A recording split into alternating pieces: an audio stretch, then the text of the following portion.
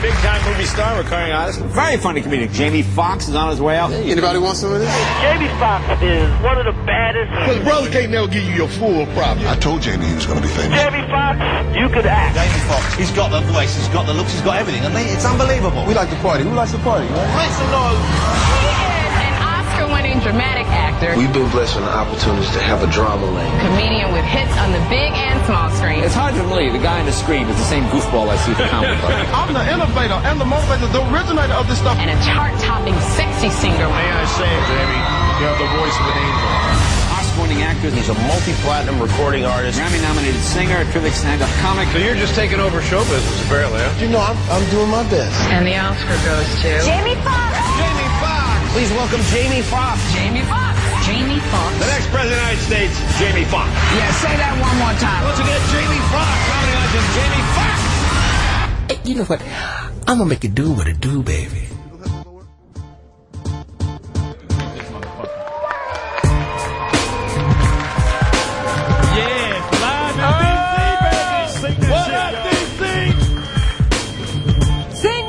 Come on, you know the words? Who the fuck is this? Paging me at 5:46 in the morning. Crack of dawn, now I'm yawning. Wipe the cold out my eyes. See who's this paging me and why? It's my nigga Pop from the barbershop. Told me he was in the gambling spot and heard the intricate plot. Niggas wanna stick me like fly paper neighbor. Please drop the paper. Remember this niggas up the hill, up the brown field that you roll dice with, smoke blunts and got nice with. Yes, my nigga Fame off in Prospect. No, them my niggas no love with disrespect. I didn't say them. They schooled me to some niggas that they knew from back when you was clocking minor figures. Now they're grinding with nice throw. Fuck, go, take it over, Speedy. I ain't messed you up. Lewis fucked it up. I'm sorry. Cut. I tried to rap. Right there. What's up, D.C.? What up? What? We are live, Washington D.C. Shouts out to John Thompson. I don't know what's going on in D.C., but my man is holding on to his motherfucking woman. What? Right. God Cause damn. it is cold They met out on the here. internet. They met on the internet. Oh, She's beautiful too, man. That's great. Y'all was Facebook dating? Wow. Yeah, That's, saw her picture. that's like the old school. Remember back in the day, Speedy, you want the girl to be your girl? Yeah. You wrote the motherfucking note. What did you say? You put a stick man and said, "Do you like me?" And she said, "Hell no." Wow. Oh, that's what you got. Most of them said yes to me, Exactly. Speedy. What up, D? So we down here. Where we at, Speedy? We at Ibiza Night Club here in Washington D.C. I want to thank y'all for coming out because it's cold as fuck, but y'all came out anyway. That's right, D.C. Most of you niggas came by skis or something because it's snowing and it's raining and it's sleet. Everything you can imagine, but I'm glad we're here. New York was off the chain, but I knew when I get to D.C. I'm going to hear some go-go music. I'm going to see some loose chicks. I can't call them the B word because y'all really believe in yourself right now. But in L.A. they would be bitches. Black president, that's why. In L.A. would be bitches. Yeah, you can't say the B word because we got a black president. Well, we did go down to the White House, but unfortunately, they told us, I had the free cable hookup. I'm saying, Barack, I got you. But he already had HBO. They said, well, no, you niggas need to go back. But what was funny about that, Louis Dix tried to take a picture with the police officers that was guarding the White House. Now, tell them what happened to you, Louis Dix, when you went up to the white man at the White House. And you was in blackface and said, can I take a fucking picture? Tell them what happened. I said, can I take a picture with you? They said, no, go away. No, they said, no, nigger. No, they did not. They said, no, nigger. Yes, they did. Take these handcuffs. And get in the back seat. And then Speedy walks up with some fake tickets.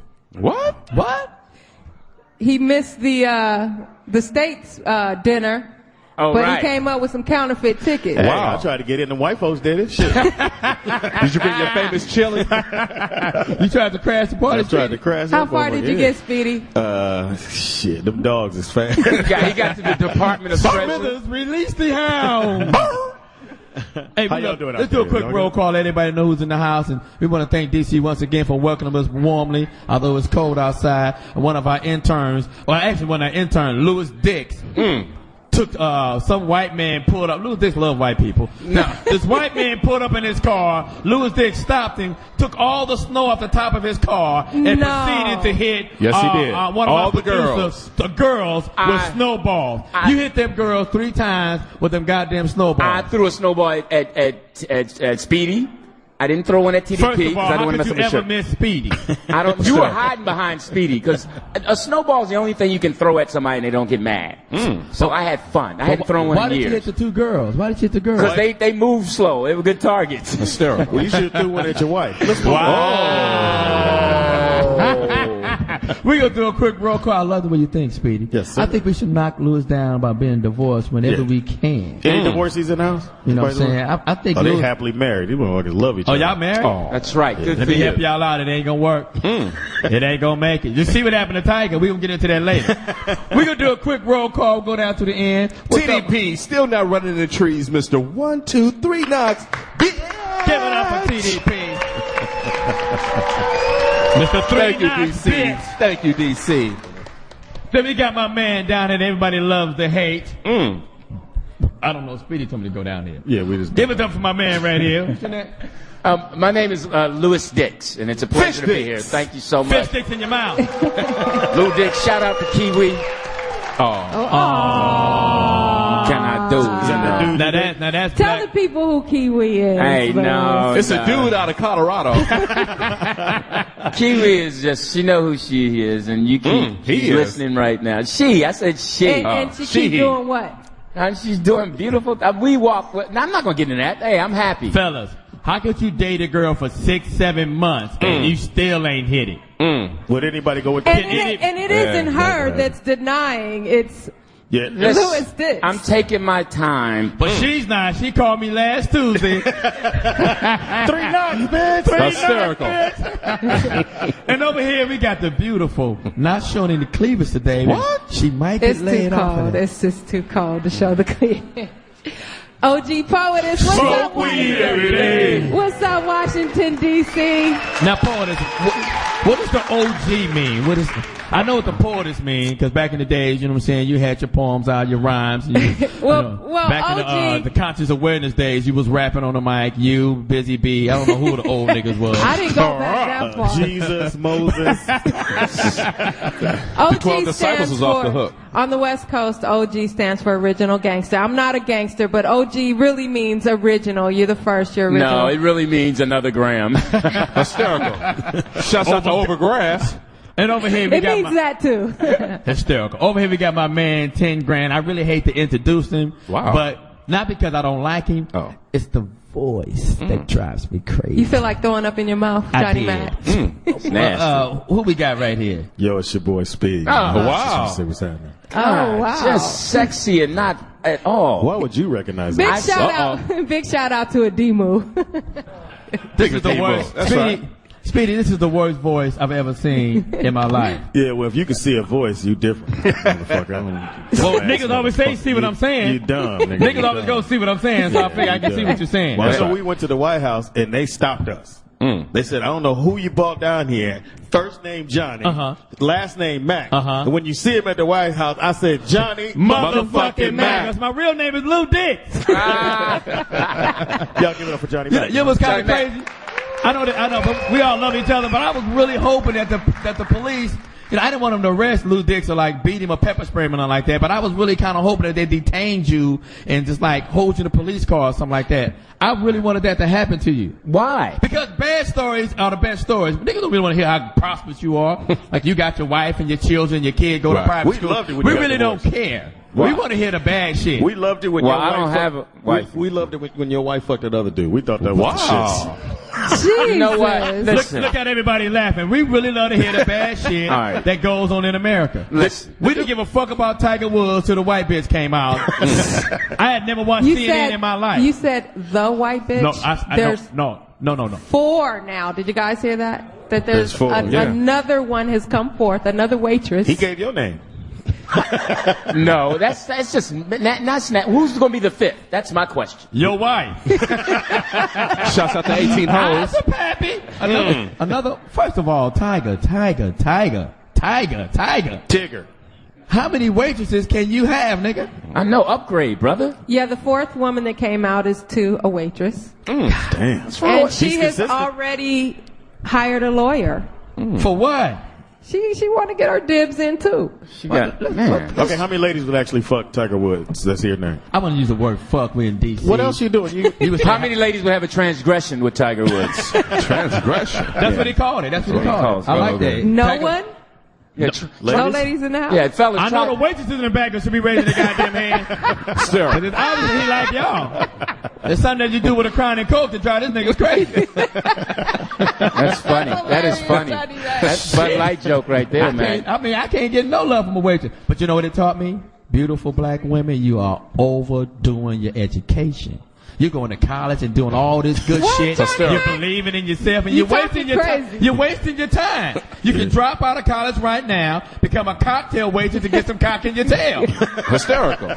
Now, what are we doing with ourselves? No, you sisters keep getting your education and find the man that you're going to fall in love with to marry you, because all those girls who mess with Tiger are going to hell.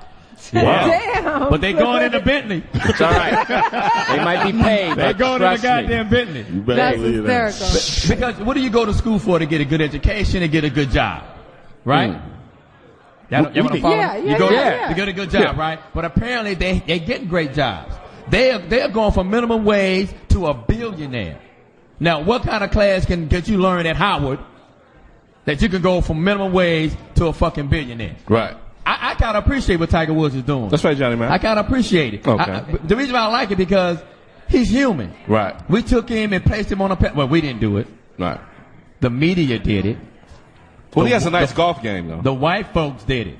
They put him on a pedestal, say this is the guy from Gatorade, this is the guy from Shellac and all this kind of thing. And then when he fell off, you found out that he was still human and liable to make mistakes. Because it's hard to be a billionaire, an international superstar, a celebrity, and resist all the temptation. Yeah. Well, why don't we get some questions from the audience, John? Let's get in the comments at least. Let's just some comments. And here's the thing I want to say, I already know they ain't going to believe what I'm saying. I know the dudes going to have my back, so they might make it one day. But my thing is, okay, if you're going to cheat, at least have your game tight. He's leaving his name on the voicemails. He's texting 300 times. Whoa. Get your game tight. You got $1 billion. You can have a phone that ain't even under your name or something. You know what I mean? Some pigeons, nigga. Send a pigeon on that bitch out. But wait, here's a problem I'm having with Tiger. What's that? Tiger makes the statement that he says, for the last week, my family and I have been hounded to expose intimate details of our personal life. You did that, Tiger. You entered and left personal details of your life. Not the media. You left those voice messages. You left those texts. So back off with that little punk stuff. First of all, he didn't do nothing private. He did what he did. He texted a girl that he was interested in. So he didn't do nothing to put himself out like that. No, he was wrong. Johnny Mack, he's married, man. He has no business texting a girl or meeting a girl or screwing a girl. Well, apparently she's married and Tiger's not. Johnny, you got something right here, Johnny. Yeah. What's up, Playboy? What's your name, man? What's your name? DB from Fort Washington. DB. What's up, DB? Nice to meet you, What's DB. your comment or question? Tiger is worth over $1 billion. Do you think his wife is going to leave him? Michael Jordan's wife didn't leave him for a while. Yeah. What do you think? But nigga, if he got $1 billion, I wouldn't leave him. I would take that nigga out like, nigga, try that bitch out. She's easy. She's easy. I think they should stay together until the kids are out, and then they can go their separate ways. I don't think she's going anywhere. He's offered her $5 million to stay at least 2 years, and then another $55 million if she stays another 7 years. Now, let me ask this question to the ladies. If your husband get caught in his, what's the word Tiger used? Transgressions. Right. And he offered you $5 million to stay. Would you stay? And 55 after that. How many of you ladies will actually leave this man? Raise your hand. Thank you. That's what I thought. No, this one woman right here that's married. You would still leave? You would still leave? You ain't never had $5 million. We need the mic right there. Let this nigga Kirkwood, we need the mic over here with this young lady. Right down there. Second row. Because she's the only one in the audience that raised her hand, said she was still leaving. Stand up, young lady. Keep going, Kirk. All the way down. Pull your pants up first, you little hip-hop engineer. Right there. The young lady said that she will leave. Right there. Stand up, you're beautiful. That's she's a lovely woman, married. Her husband is at home watching the kids. Give her the mic. Or looking at waitresses. Hysterical. And look how she walks. She walks like a queen. $5 million She walks like a queen, like somebody's loving her. Yeah. That's right. And she came up front. And your hair is tight and all this snow. God damn, them moves. All right, go ahead. What's your name, young lady? Hey, Erica Now, Moore. would you stay for the $5 million? Would I stay for the $5 million? No, I would not. What? Why not? Why? Why not? Everybody's in shock right now. Like, what? Why would you still leave? Why wouldn't I? Because what price would you put on for your happiness? Thank you. Apparently $55 million. That's a hell of a price. No. You can do a great thing down at Walmart. And you would tell him to keep his money and you would leave. I would leave. Wow. Okay, let me ask For you $5 this. million, yeah, I would leave. Would you leave with his money? Like, would you file for divorce and try to get half that shit? Because in California it's half. Or you just gonna just break out and leave? If you know you automatically gonna get half, why even fight it? Just go get your half and keep on going. Thank you. Go on, Erica. Get your prenup agreement. You guys give her hand. There you I go. didn't like that answer. I think Lewis liked it, and I feel her on that. I didn't like that answer at all, Erica. I didn't really believe that. I didn't really believe that. I just don't believe a woman will walk out on $5 million. Let me tell you why. Because she married him for his money. She was a nanny. She was a minimum wage making person. You was gonna say it. I was gonna say bitch, but I don't want to say bitch in Barack, in the presence of, Well, she wasn't royalty. making minimum wage. She was a nanny for a high-profile golfer, so she had A golfer benefits ain't and all never that. won shit. Yeah, We don't but- even know this nigga's name. Right. He ain't never won shit. Well, he's been calling out Tiger. That's why he's calling Tiger. Why? Because try to get some notoriety. Because he ain't never won shit. He didn't win the Masters. He didn't win the Slave Masters. Damn. He ain't won a goddamn thing in his whole career. What have he won?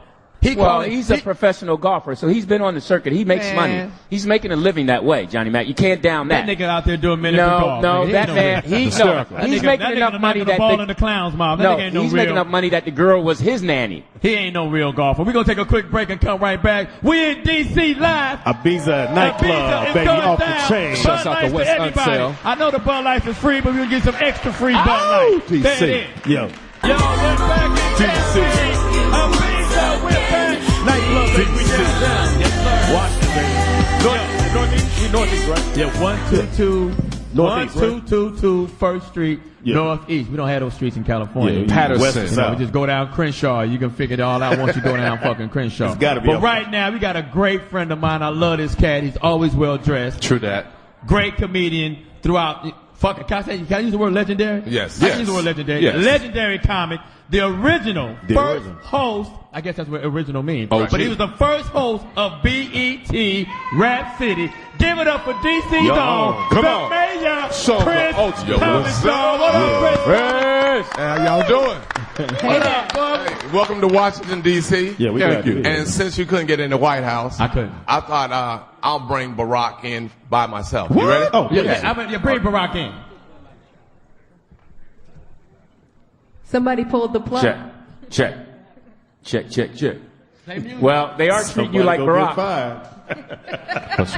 They treating you like Barack. This is exactly what happened to him. Get fired. Okay, This your last day, bro? bring Barack on in, Playboy. Check one, check Yeah. two. Can you hear me? Yeah, Mike, just can't go ahead. check one. Here now, all my love is I tell you. Yeah, go ahead. Chris, we can hear you. All right. All right, we on air. Oh, love. Thank you. So, Hey, scores 19-13, Lewis. Alabama. There you go. All right.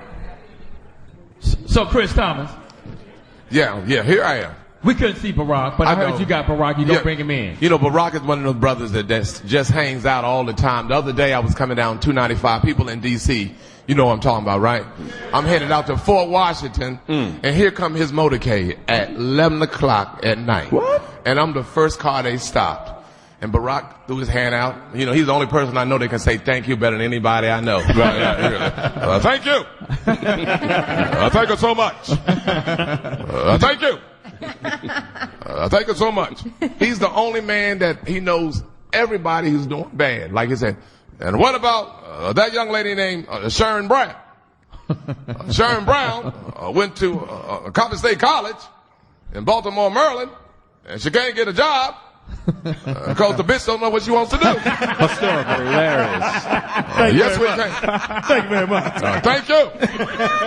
Thank you so much. What, did you go down to the inauguration? I couldn't make it. I was here. We talking about a security breach, and I couldn't. Yes, I did. I was outside with a TV. You was outside with what? It was too fucking cold. Yeah, it was cold. It was cold. It was cold. That's why the people that live here, and I try to explain because I was here when Barack and his wife got out the car. I said they are pimps because I know how cold it was when it was here. Wow. I'm you gonna call the saying president a pimp? Ah, man. First lady a no pimp. etiquette. Come on. No, Tiger Woods is the pimp. Yeah, that's what I'm saying. But I wanted to ask Chris a question. Yeah, Chris, stop my shit. Everybody's feeling so sorry for Tiger Woods. I'm not. Feel sorry for Mrs. Wood. Who gonna grab her hand? I'm calling her tomorrow and ask her to come have coffee with me tomorrow morning. Thank you very much. Hey, Chris, let me ask you a question. We know you're so good at your impressions. Yes. What was your first impression? And it was the toughest one for you to get. I think it was Donald Duck. Wow. Get out of here. Nigga.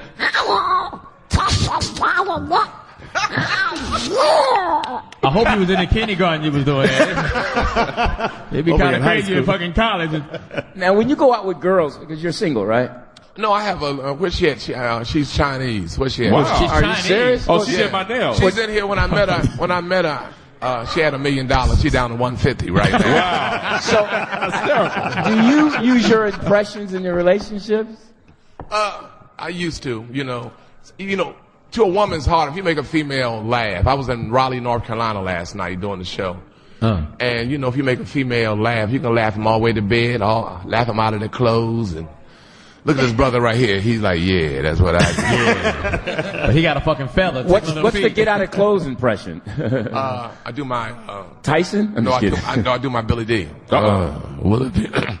Wouldn't it be nice if you took your clothes off and let me rub some Coke 45 all around? Hysterical. So it's obvious you're dating girls over 45. Because what is that? Remember the joke you did with that? The Coke 45? Oh. Faggot. Hey, Billy!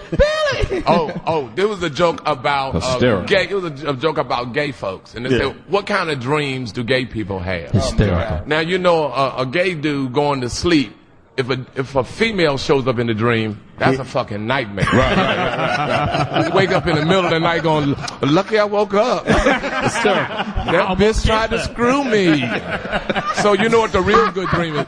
He goes to sleep and a man shows up in his dream. He's like, oh my God, it's Billy D. Williams. Are you gonna do me, Billy? I'm gonna tear that faggot ass of yours up. But I'm not gonna fuck you not till I finish this Coke 45. How you doing there, man?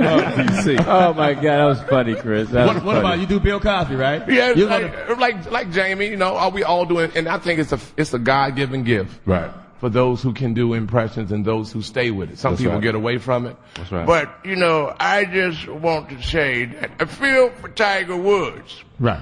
All the people who did wrong. Let's see, who was it? Who did wrong? Jesse Jackson. Jesse Jackson never apologized. All Jesse said was, this is a day of solidarity. A day, a moment, a day of joy. Ye without sin, let them cast the first stone. How would Sidney Poitier do it if he found out about Tiger Woods? Sidney, I would say to you, Tiger, I owe you nothing.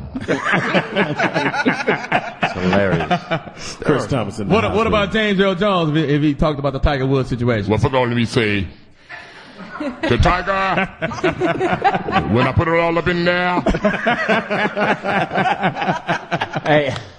But you think I can do impressions. Guess what? What? I have one of the baddest female impressionists in the country right here. Her name is Sylvia Traymore. Show your love, y'all. Sylvia Traymore. Show it up for Sylvia. From the D.C. Capitol Heights. Capitol Heights.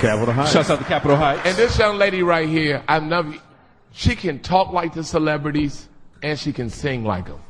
Now, do they have it all? Because she's going to do this Dionne Warwick. She talks just like Dionne Warwick. Are you ready for Before this? she smokes weed or after? She's on her way to San Jose when she came back. She's going to do Whoopi Goldberg first. Let's do ready? Whoopi. Okay. Before she smoked weed or after she smoked weed? Before the dreads. All right now. Whoopi Goldberg would say, "Hey, look, Let me explain something to you guys right now. I've been a fan of Dionne Warwick's for a long time. And I was talking to Barbara Walters earlier today. And I said, Barbara, I'd like to do something with that Dionne Warwick. I really would. I kind of like that chick, man. I really do. Oh, that's great. That's a Bud Light impression of the day. Hey, And what did Dionne Warwick say? Watch this, watch this. All right, this old man Jack here on the Midnight Special. Here we gonna go back in the past.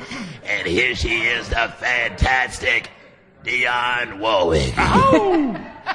Thank you so very, very much. Wow.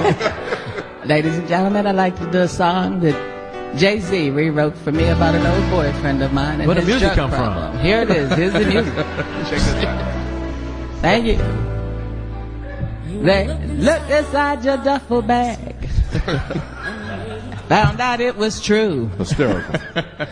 Something only the FBI had ever found a way to do. They caught you with 2 kilos. Now I see your tears, 'cause I know you're gonna get 25 years. Fucking hysterical. Dionne Warwick. Sylvia. Hilarious. Thank you. That nigga said an Apollo legend. Got me a That's Apollo dog food, nigga. Hey, check this out. This is Howard Cosell going. Let's go back in the past and let's remember Muhammad Ali, one of the greatest fighters of all times. Ali, you're not the man you used to be. Talk to me, champ. That's fucked up. That's an easy one to do. Sponsored by Parkinson's. You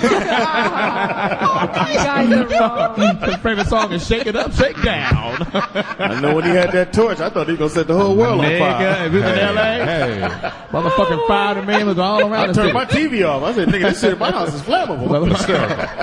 What other, have you guys, both of you guys do these great impressions? Have you ever worked together, like on the road doing these things? You know, lately in the last month or so. Why are you looking into our eyes? I'm going to ask you the question. It's like it's some sexual thing going on. Fucking on the road? Y'all fucking on the road? Hold up. Wait a See, minute. if Diana Ross was here, you know what Diana Ross would say to What's that? she say? What? Before the crack or after the crack? This was, well, man, you talking about Whitney? No.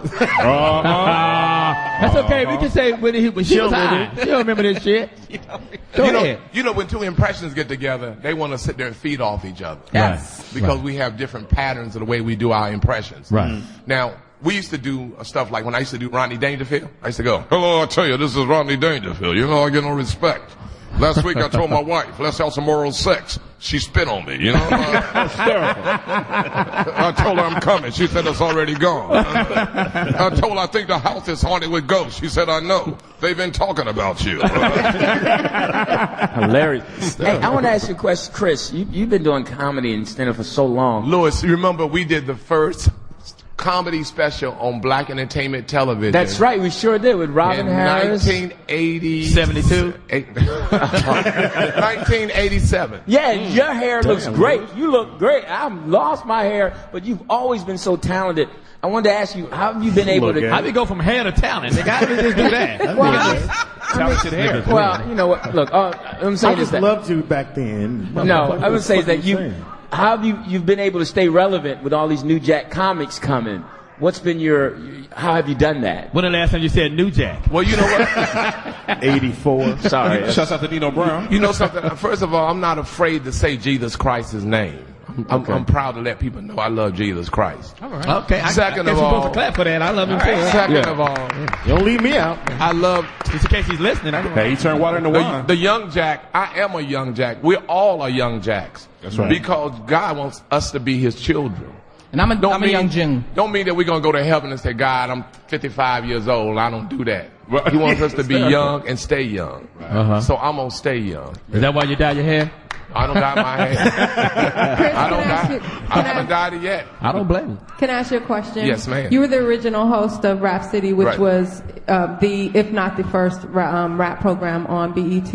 Right. How do you think the shows have evolved over the years? Stink. There is none. Right. There is no more. After Rap City went off the air around about eight months ago, there is no more hip hop shows because the music had changed.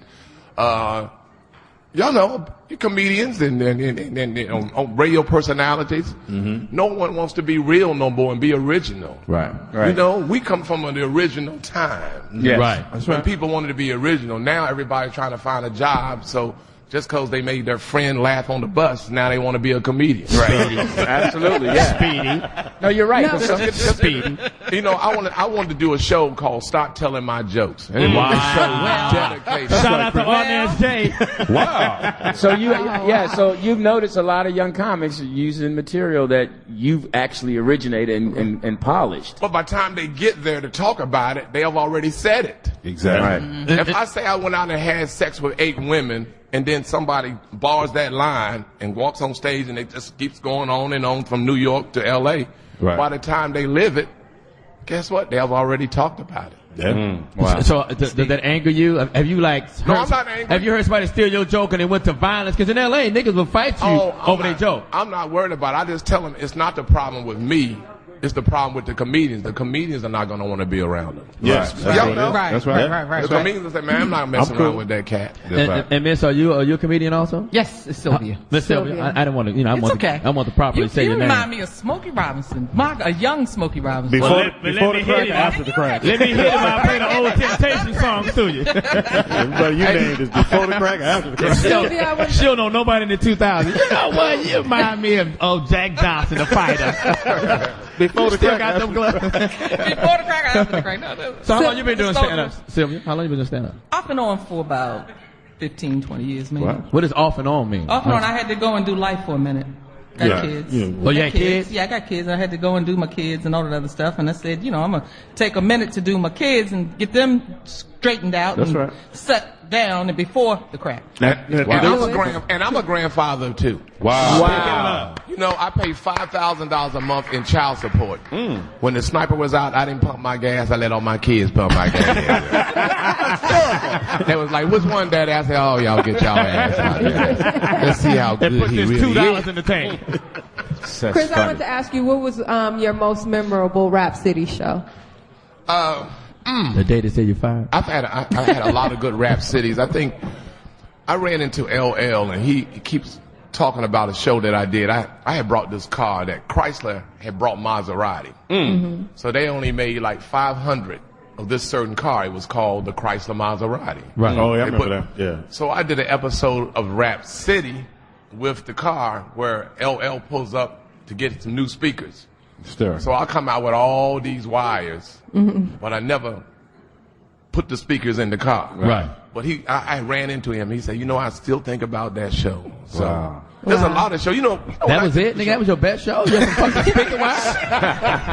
I think you about to go down with some memorable shit. I think I just said all of them. I mean, everything is good. If you're doing it, You're right. It should be that way. We're going to take a quick break in D.C. and come back to the legendary Chris Thomas and Miss Sylvia. I'm going to call you Miss Sylvia because you got children. We live. The Ibiza Night Club, Rap City, the one and only is here. Ibiza Night Club in Washington D.C. Is it before the crack, after the crack? It depends on how Sylvia feel about it. We'll be right back. We back. D.C. stand up. We here with the original Ibiza Night Club. Hey, you know something? I want to say, Jamie Foxx, if you're listening, congratulations to everyone up here.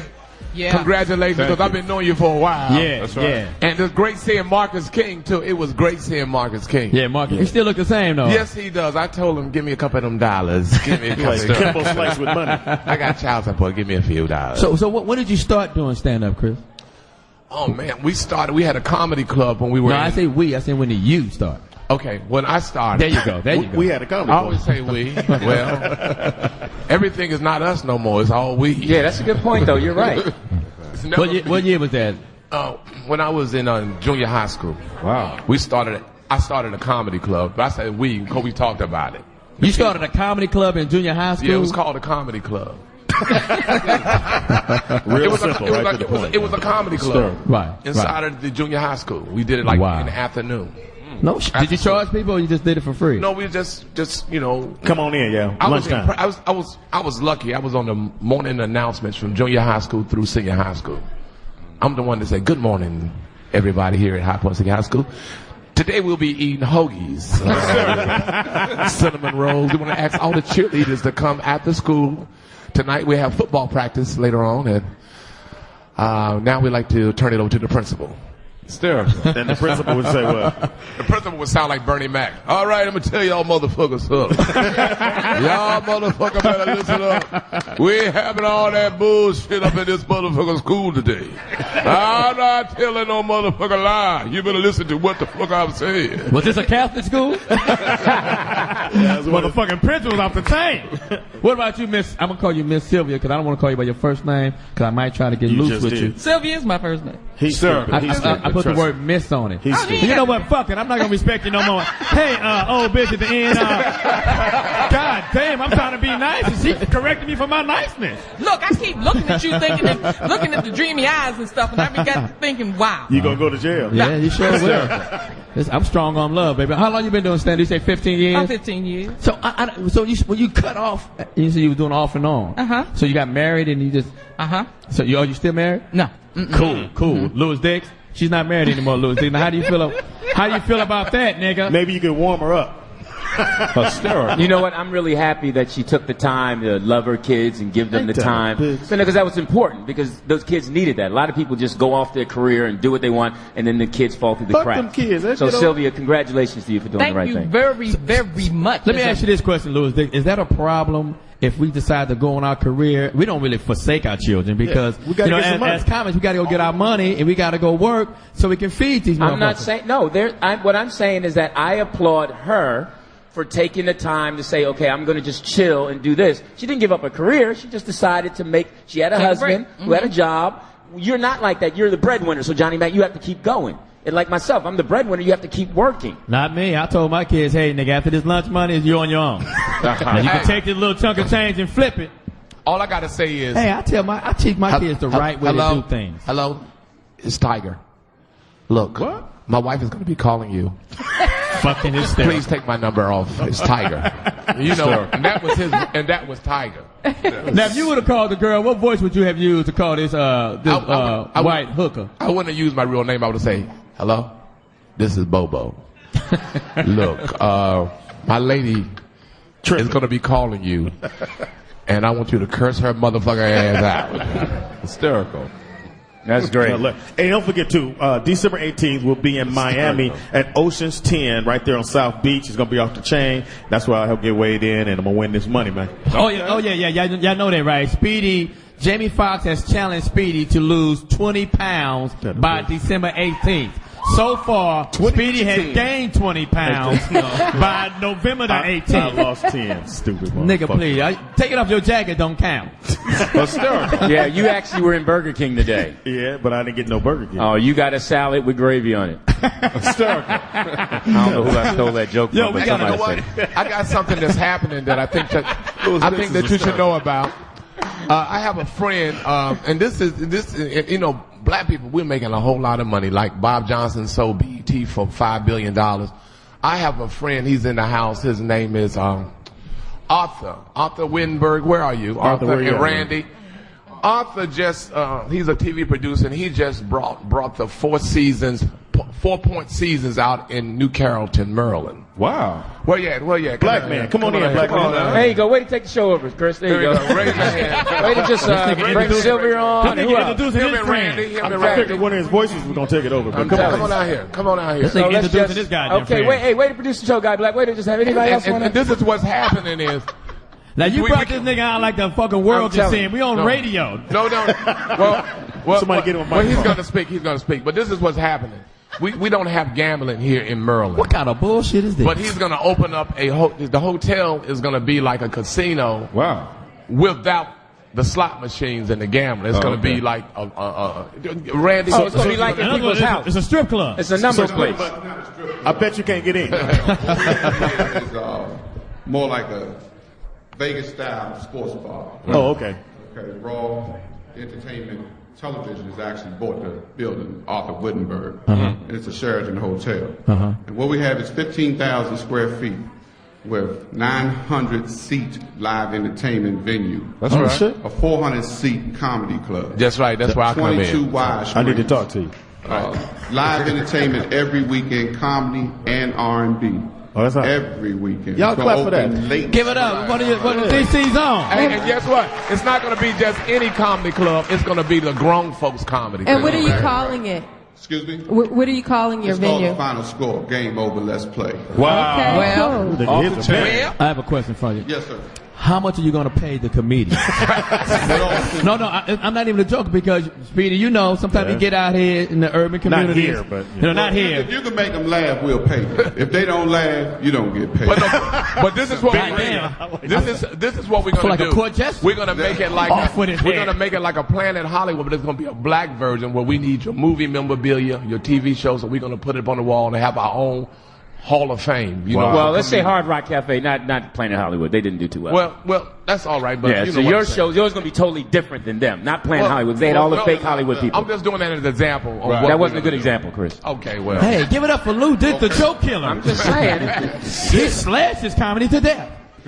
So the name of your club is going to be... It's called The Final Score. Game over. Let's play. After the game, you can go play inside the facility. We're trying to keep you there all night long. Cool. So we shoot dice on the third floor? The game is tight. That's right. Well, don't say that the game is tight. Don't worry about that. Hey, give it up for my man doing great things, man. So that's what Chris Thomas is going to be doing. We're going to be all running you got to the do is make sure you club. got a gang of buffalo wings. Niggas will be there. Niggas will be there for buffalo wings. Hold on, guys. Chris, is there anybody else you want to bring in right now? Yeah, real quick. Move on with the show. Yes, I'd like to bring my grandmother. Can you roll on it? Hey, baby. Hey, baby. They invited all his friends and shit. And they all in the same car. This nigga is got money and I'm on his shit. We got a very special guest, a superstar celebrity, was on TV and stuff. I'm gonna let Poetess, because I can't really pronounce her name because of my GED status. Beautiful. Yes, she is. We have reality star of her new show, Omarosa's Ultimate Merger. Please welcome the very talented, intelligent, beautiful Omarosa. We haven't seen you in She a got while. her DUI class president wave on y'all. Y'all can see that? How you been? We haven't seen you in a while. What's going on with you? You know, I was going to tell Speedy, I can help you lose weight. Well, you gonna wire his mouth shut? Okay, I'm down. I used to be a beauty queen, and we know all kinds of tricks Yeah, to but y'all lose just weight. y'all just eat like one pea and No, a piece actually, of bread. I shouldn't say this, but it's a 2-finger diet. You never heard of that? Oh no, I can't Look do at that. his body and ask you. You can answer that question. He ever heard of the 2-finger diet? He heard of the 2-shovel diet, but he ain't never had 2 fingers. I know. When she said that, I thought, whoa, prostate. Oh, my God. Now, why would you think of that? Well, because when you think 2 fingers, man, if you're over a certain age, you get a prostate check. Trust me, you'll never forget it. Everybody looking at you like, what is a prostate? Normally they use 1 finger. I don't know why they use 2 with you. He's trying to get to know you. The stairs. The G-spot. Can you take your ring off? No, that's my watch. He was probing you, but his hand was on your shoulder. Please save us, Poetess. What did that do? The prostate check and said deeper. What did you say that was his watch? Poetess, please save us. Omarosa, no, really. Omarosa, you have a new reality show that's coming out. Say that's my watch. Y'all cutting out. Yes, I did a show with Donald Trump, a dating show. So I got 12 brothers, and I just got to have a lot of fun. Speedy, look, you cutting out. So you did a flip side of Flavor Flav. You had 12 guys coming? I had 12 guys, but it was from a business perspective. So we got 12 type A personalities, and we had them doing everything from jumping from planes to fencing to whatever it took to win my heart. So it was pretty competitive. So jumping from a plane wins your heart? Baby, you got to work to go out with me. That you ain't can't fucking, just... What if I don't survive? Are you gonna meet me in hell? Game over. Wow. Yeah, then you weren't the one for her. So, Omarosa, did you find your true love in Is this nigga whole going thing? to sleep right here? I actually... This nigga lounging in the lounge. He don't even know what we're talking about. Go right ahead, I'm sorry. Y'all are cutting up. I did find a really nice guy that I'm very excited about. So You found him through the reality show? Through the Who the show. fuck is that? That's Chuck. You don't know who my that bad. Hey, let's move on to the show. Chuck Brown. Shouts out to Chuck Brown Way. I saw the hat in the Be glass. nothing I said somebody if you ain't got the go-go swing. Say Do-wop, do-wop, do-wop, do-wop, do-wop, do-wop. Now listen to this song. You don't know? You sound like Claudia.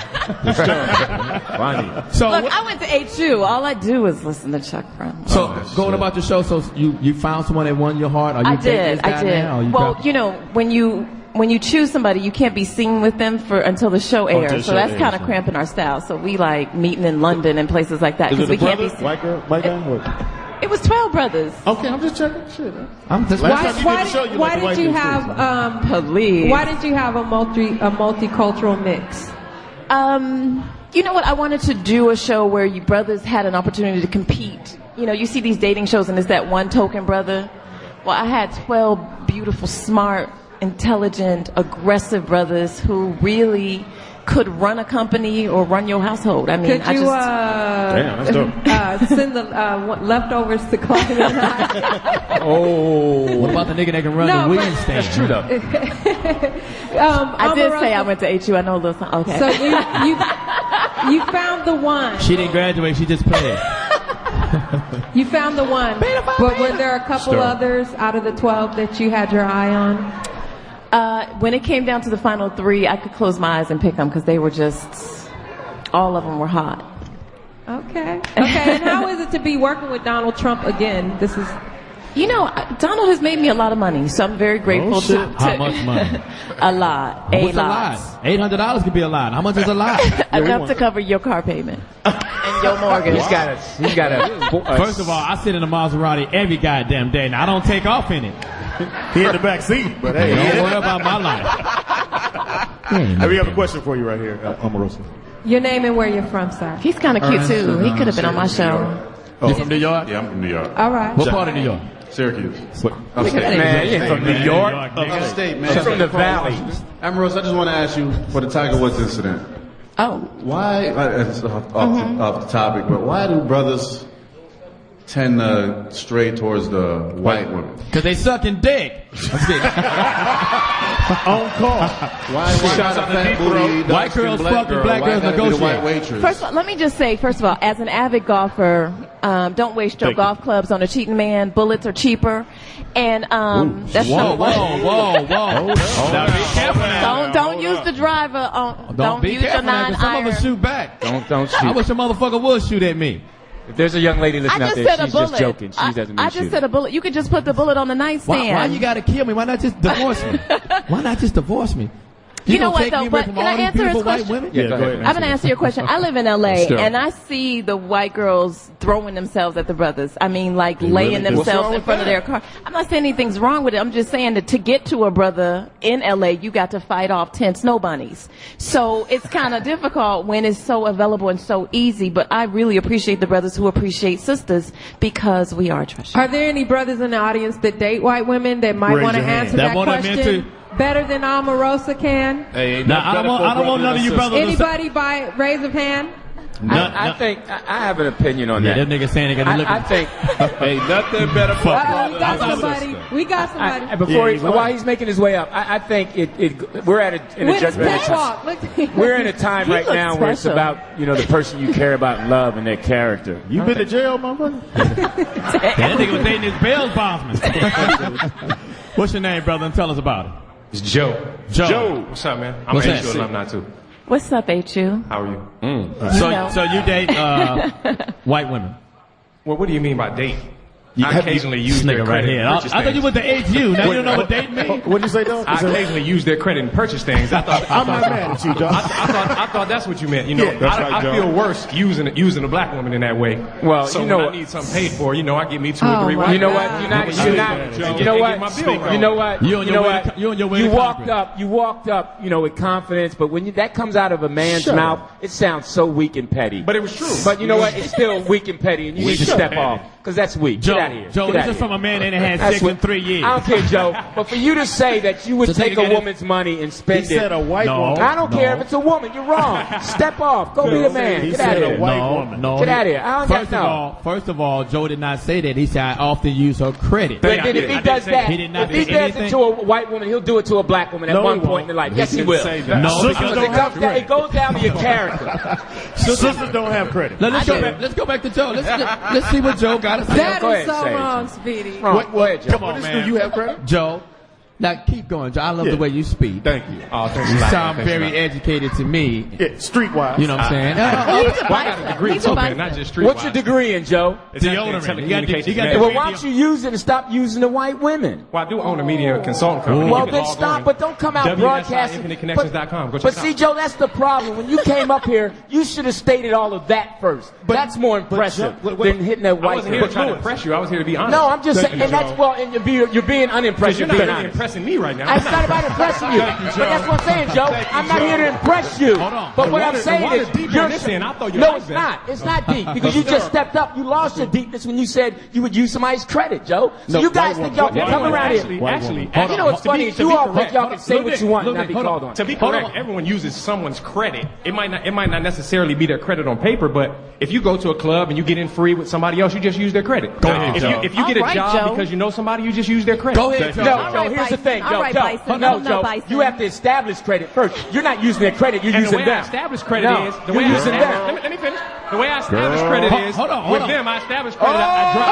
I drop a braid on each side, and my credit is established. So wait a minute, you drop a braid on each side, and I think you're a girl. Hold on. Well, I mean, so that's how I look at it. No, I'm just saying. Well, what kind of statement is that? I drop my braids. I drop my braids. You're being disrespectful now, man.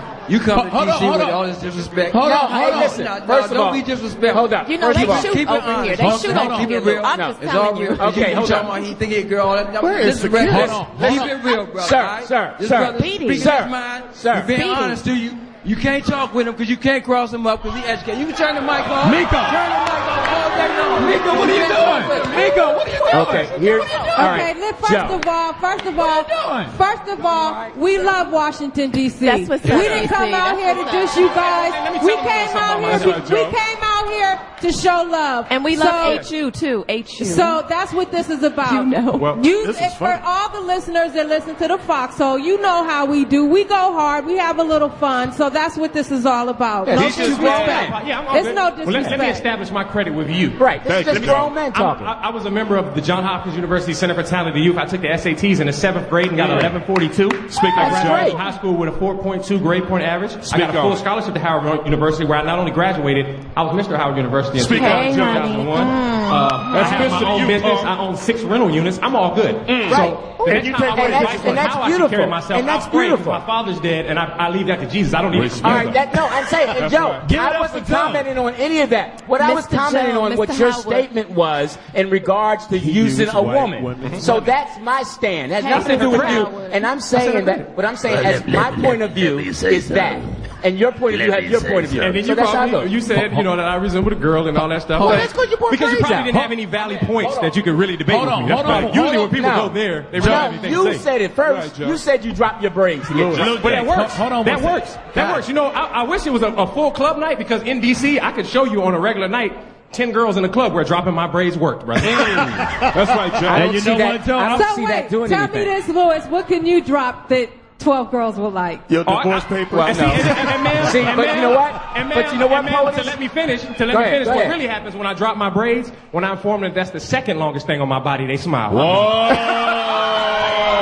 And you know what's funny about that? Joe for president. And you know what? Joe for Hey, president. Mr. Howard. Hey, That's- Mr. Howard. That's funny for How you now. doing, Mr. Howard? Yo, we're going to take a quick break and come right back. Shout out to DC Bud Light. is live. Shout out to Bud Light. We doing our thing. Shout out to Shout out to my man Joe. Joe, I'm going to hang out with you. Joe. Let's take a Hey, quick Mr. break. Howard. Yo, we're back in D.C. What up, D.C.? Make some noise.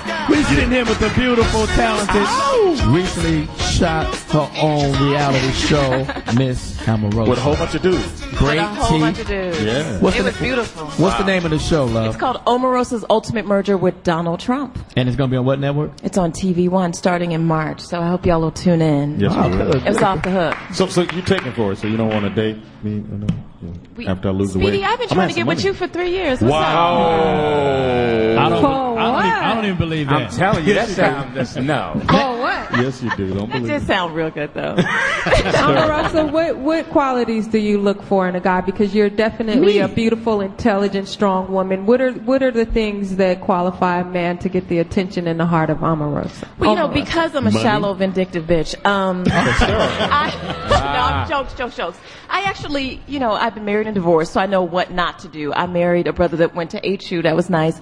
But you have to have more than just, you know, lust for each other. You got to truly be a person's friend. He's got to be funny. He has to be ambitious and smart. What if I got 2 out of those 5? Now, I know What if I was like a spade hand? I got 2 in the possible. Can I still roll with you? You know what? Just as long as you don't renege, we good. Look, hilarious. Okay, well, Jamie's not here, but I had questions on my Facebook because I posted I was coming. Does anybody know when the movie with Martin Lawrence, the Shanae Wanda movie's coming out? They're writing that now. We're writing that now, and it'll be out. He went from there writing it to we're writing it now. Since Joe came up and got me going now, I'm going with the we shit. Shouts out the long hair. Yeah, they're currently writing and working. Yeah, I got a lot of questions about that. I got other questions for Jamie. Yeah, I got questions, but these are for Jamie. Maybe we should come on your show and you can ask us questions. But I thought we could ask you questions. But go right ahead. Go right ahead. No, please, go right ahead. What is Jamie going to do for Christmas? And is he single? Okay. Fox is not here. I'm sorry. I know, but I had to ask. He is not a hand puppet. I can't speak for him. Yes, so you tell I texted him and he said I could ask the questions. Don't try to blow you me ain't up. text Fox, girl, please. She got his number. Whoa. Yes, she did. Does he ever leave you a voicemail?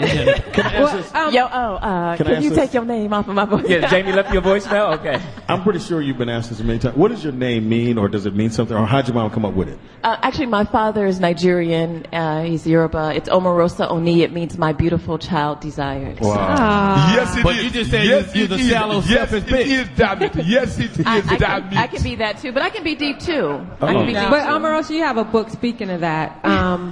It's called the Bitch Switch. Yes. Wow. What the fuck? The Bitch Switch. Explain. Which wall is that on? Explain the bitch hit that switch. The bitch switch is this power that I believe that every woman has. All of us are very nice, all of us women. But there are times, like when Tiger get text messages from his jump off, that you need to turn on the switch. You need to flip it on from a 3 to a 10. And swing a golf club on his ass. Well, like I said, I'm a little more creative than, if that was a sister, it might have gone down a little differently. Like how? I'm just saying that if your chick is, your jump off is texting you in my crib, I got your 2 babies, y'all be looking for Tiger a little bit. He would not be running out barefoot. He'd be butt naked on fire. Right. No, I'm with you on that. Right. You'll be looking for him. He's going to leave your stinking ass. Amorous, and I'm going to get a nigga to ride. You just said you're a shallow, selfish bitch. You got a book called I can Big be Switch. No. I'm the first to tell you, if you've ever seen me in the boardroom, I don't lose a deal. Have I seen you where? I can be shallow, I can be vindictive, I can be aggressive, I can close a deal, and I can make you a meal. I am the all-around total woman. Don't get it twisted. But what if I don't want you to close a deal or make me a meal? Why do you want you to slob on this ball? I know that you generally... Johnny Mack. First of all... Wait. First of all, when the ball... Shouts out to pubic hair. Speedy, when his balls are the size of Tic Tacs, it's really not that big of a challenge. Oh, wow. I mean, really not that big of a challenge. Oh, my God. She said your scrotum was like a Tic Tac. Well, she should know. She didn't have any dick in her mouth. Come on, Johnny. Let me change it. You thought foreskin was a bubblegum flavor. All right, listen up. It's so obvious you're not used to being in the presence of women. She could go at me. She could go at me and talk about my balls, Yes, but I she can't can. talk about her dick. No, you can't. Oh, you know what? This is the bullshit. Hey, listen, this is the Ambrose. bullshit right there. Notice that men Shout who out are to all very the white women insecure, that like niggas. Men that are insecure and have nothing going on, the first thing they talk about is their very small penis and their non-existent balls. So that's clear that your intellect is challenged. First of all, and your beautiful black woman. GED, like you said, your GED First of probably all, won't beautiful get you black very woman. far. Did I talk about my balls? Yes, you said did. I had Yes, balls you the size of Tic Yes, Tacs. you did, Dude, Johnny. I see your memory is challenged by the See, crack now you've been you, smoking. So now let's you, keep it moving. Johnny Mack, now you know how I felt with Joe. Let's keep it moving. No, it's a little different. That was a little different. No, Amorous, I wanted to ask you this. Before your argumentation, what was your breast size? Ask your daddy. She said ask your daddy. That's to let everybody know you a hoe. You done went from an 80-year-old man to Jonathan. This girl is about as loose as a Halloween mask right now. I want to ask you, Amorous. I want to ask you because she's loose. Stop, John. do you, because you're... Right, you will never win with me. I mean, you need to ask somebody. All the 8 shooters out here, you don't want to go toe-to-toe with a bison woman. You will There you never go. win, ever. What are bison ladies at? You know what Bison I really ladies? like? I like the Bison's in the fact house. that how close you and your mom are. Because Yes, we got to you've meet met her. my mom. Yes, we Yeah, did. she was so nice. How is she doing? My mom as well. Thanks for asking. That's a good segue. There you go, girl. How's your mama? How your mama do? I want to keep talking about my balls. No, you don't. No, but you know what? You seem so funny and light. I know when we hung out one Man, time at the please. club. No, she was really She nice. got a book called A Bitch Switch. He Now, how is so she's fun- angry. I like that song. Dude, I if like you that pay, song. you can get some pussy. I mean, it's easy. You don't have to be that You're disgruntled. right. You're right. I probably could. I should have bought those buffalo. You don't have to be that disgruntled. Really, it's not. You will I should never have bought those win. buffalo wings. I could have had you. Dude, you will never win. Hey, let me see. What else is on your question for Jamie? Jamie.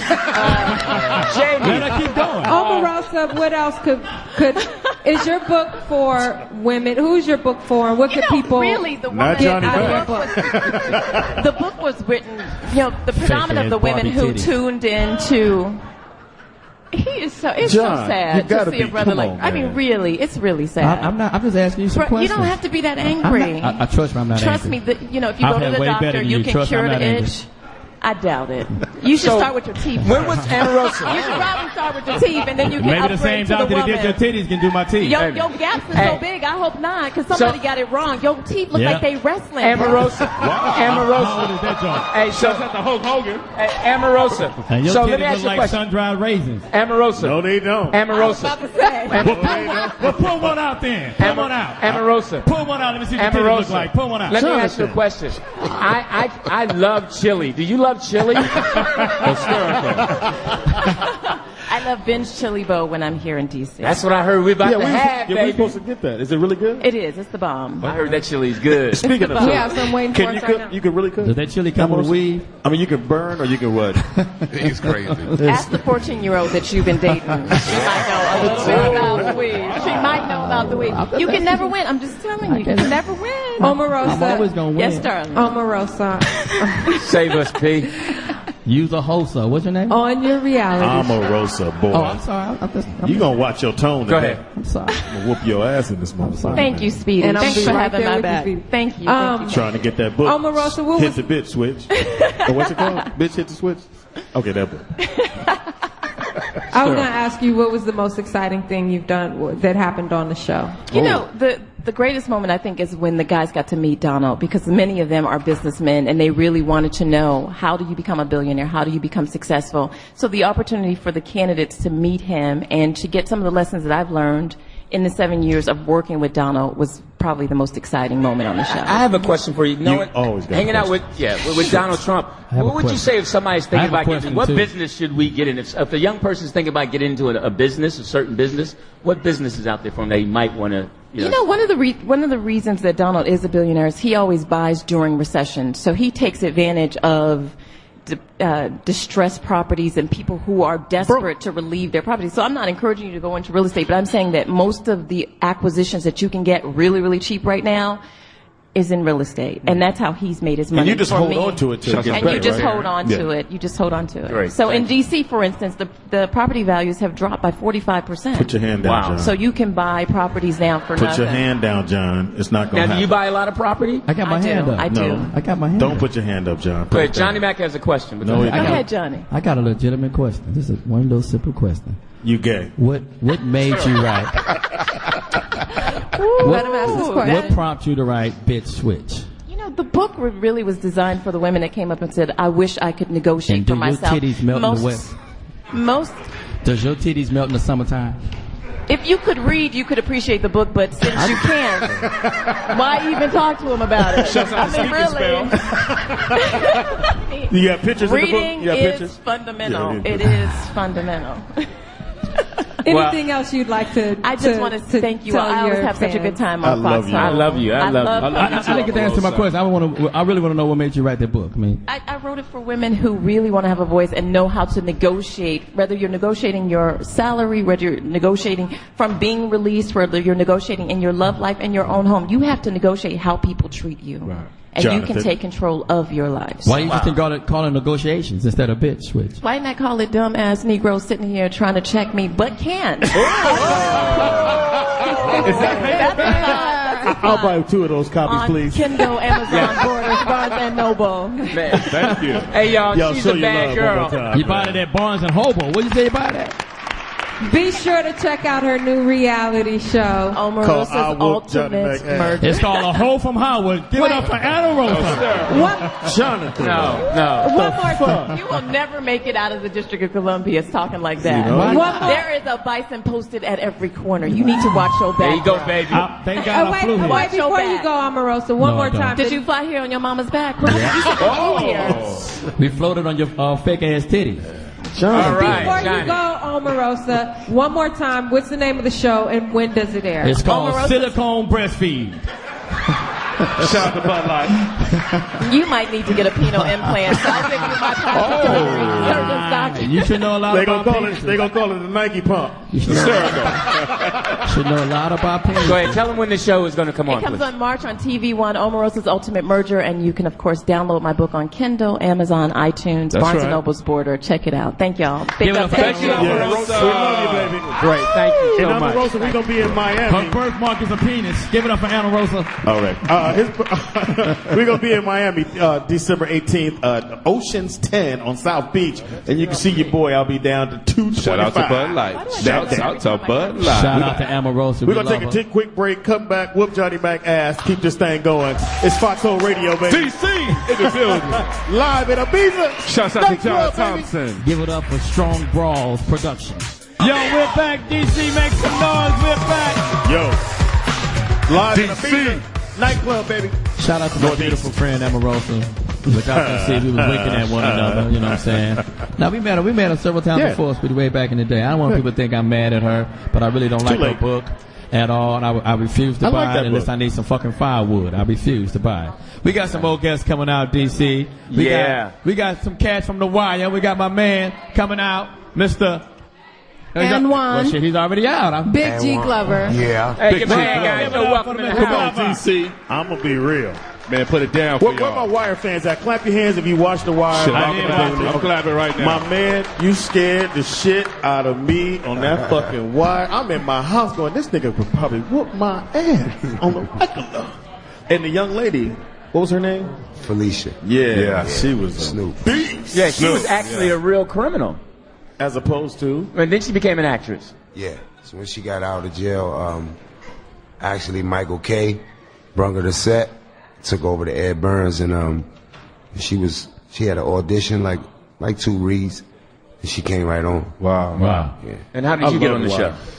Well, I went to Pro Scout a few times in Philly, and then they saw my headshot in Brian Bullock agency here, and then they called me for Pat Moran, and I auditioned a few times. Originally, I auditioned for Marlowe's part. Right. I had a few reads, you know how casting go. Right. And they called me back when I was coming from Houston, told me I landed Slum. Cool. That was there. Cool. You're not only an actor, you're also a performer, a rapper. Yeah, also radio personality too. Radio personality. Yeah. Now, the name of your band is Backyard Band. Yes, man. Famous in DC. All right. They're here tonight. That's right. What's up? Describe your music and is it available for those out there to purchase it? Yes, you can purchase it at any record store here. You go on iTunes and look up Backyard Band. Go-Go Music here. We've been doing it for years. You know what I mean? I started, right. No, I'm you finish. Okay, now we started right downtown. Like we pretty much followed Junkyard. We was playing on the buckets. Right. You know what I mean? And we just finally started getting gigs in the nation's capital, right in our area, playing in local schools, you know what I mean, block parties and that nature. And it just kept moving from there. Cool. Why do they call it go-go music? Well, go-go music is it's a beat form with congos, drums, a little bit of keyboards, guitars, and it's like no other music in the world that you can touch. True that. It's True not that. duplicate. Right. You really can't duplicate go-go. True that. Now, if you had a choice, would you do the music or the acting?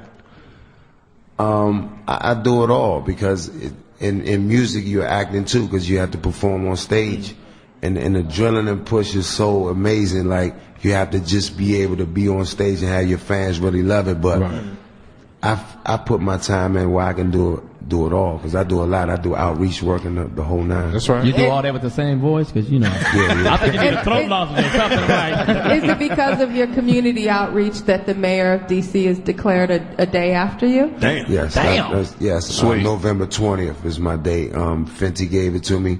And throughout my trials and tribulations and everything I've been through, I think I deserve it, and I think my city deserves it. So what happens on that day? Like niggas can't get pulled over? Free buffalo wings, everybody? All that free That's buffalo what I'm saying. wings. Wow. What day is that again? Free beer. That's what I'm saying. November 20th. Free Bud Light. November 20th. 20th. Hey, I'll be here. Big I'll G, be here. I wanted to ask you a question, Big G. You mentioned your journey. Yeah. What was that journey? You were born where? Right here in Washington D.C., Columbia Heights, 14th Street. Mm-hmm. All right. Oh, okay. I'm the last of my mom's siblings. All my siblings are dead and gone. Oh, wow.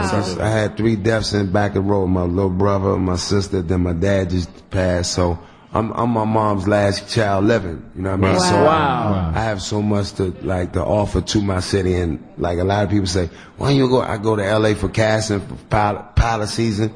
I go to New York and I come back because my city really needs me and That's I right. have to mold a lot of things together. That's right. Across my music, the whole nine. So That's a beautiful thing. That is. Now, you currently are gearing up for a new show on HBO? Yeah, Treme. I just got back on Thanksgiving Day, shot 2 episodes, and I'll be going back the first of the year to shoot episode 4. Now that's going to be a real big episode for me because I have a lot of dialogue in that.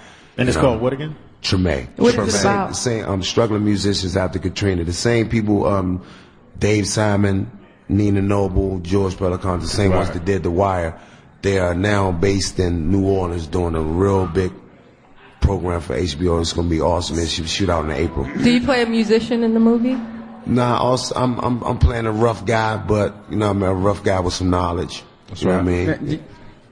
I would ask you seem like you're an athlete. Did you play sports? Yeah, I played basketball, but I was shot at 13. Whoa. You know what I mean? So I had a rod in my leg, but that didn't really take me off my steps. I just, you know what I mean, the household that I grew up in, you know what I mean, it was a lot of violence, and like I told you earlier, all my siblings are gone. So it was just something that I didn't want to do, but I had to do that because I had an older brother that didn't really go for the cool cat or the one that wanted to do theater and all that. So I had to put this different face on. Right. You know what I mean?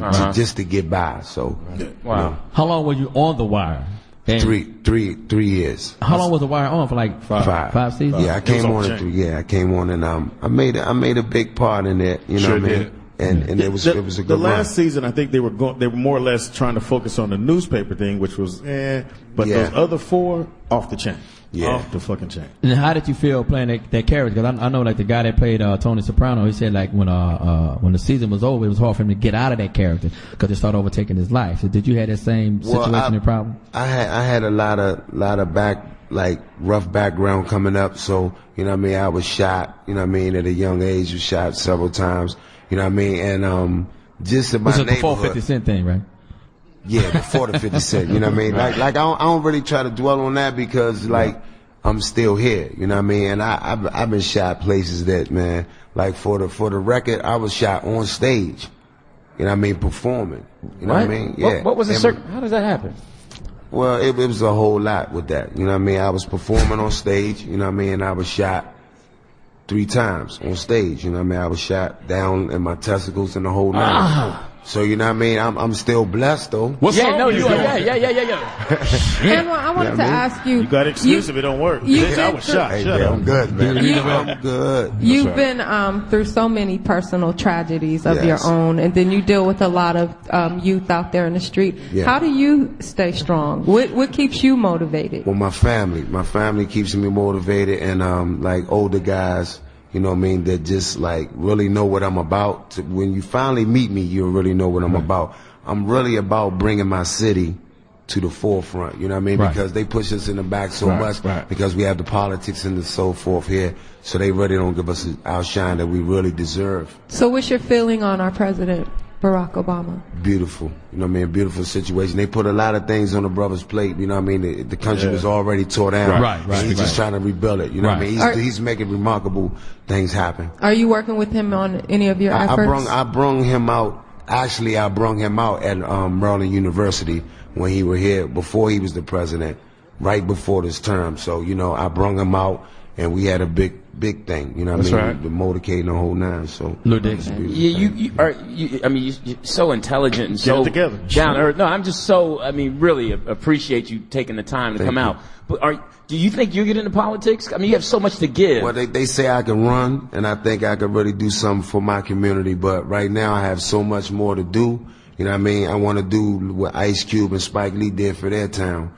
You know what I mean? I want to bring film here. We have a facility over in Southeast called St. Elizabeth. I know a lot of young brothers that was sent away for smoking PCP, and they're just like, they shoot them with drugs and Thorazine and all that. And I actually wrote a script that I want to work on. You know what I mean? It's like a remake of One Who Flew Over Cuckoo's Nest. But it's more deeper. You know what I mean? It's on St. Elizabeth Hospital right here in Washington. So we're sitting at the table now trying to get some things together also as far as my music and go-go, and where I started with Chuck Brown. You know what I mean? Because like Kilimanjaro, Chuck Brown was the first one that really gave me my chance to play. You know, because nobody really went, we ain't gonna let them play. So Chuck was like, come on, man. You know what I mean? And he was calling me son from there, so it was... Man, I mean, you're just so... it's really nice to meet you. You trying to date him or something? No, I'm not trying to date him. You know what? I don't get... you know what? I'm not intimidated because I appreciate you, so you can say what you want, Speedy. Thank you. No, Thank beautiful. you. Thank you. You don't want to sit on Johnny Mack's lap, so shut up. Wow. The fuck? How did I get involved in this? But right now, I get involved in I this. can bring Chuck, man. Like Yeah, the Chuck. Godfather. Please do. The Godfather go-go right here. Chuck Give it up for Chuck Brown. Chuck Brown. Show me everything I You can bring out anybody you want to. Chris Thomas did it. You can bring out anybody. Here, Chris Thomas brought me out. Give it up for Mr. Chuck Brown. What up? Yes, sir. The one and only.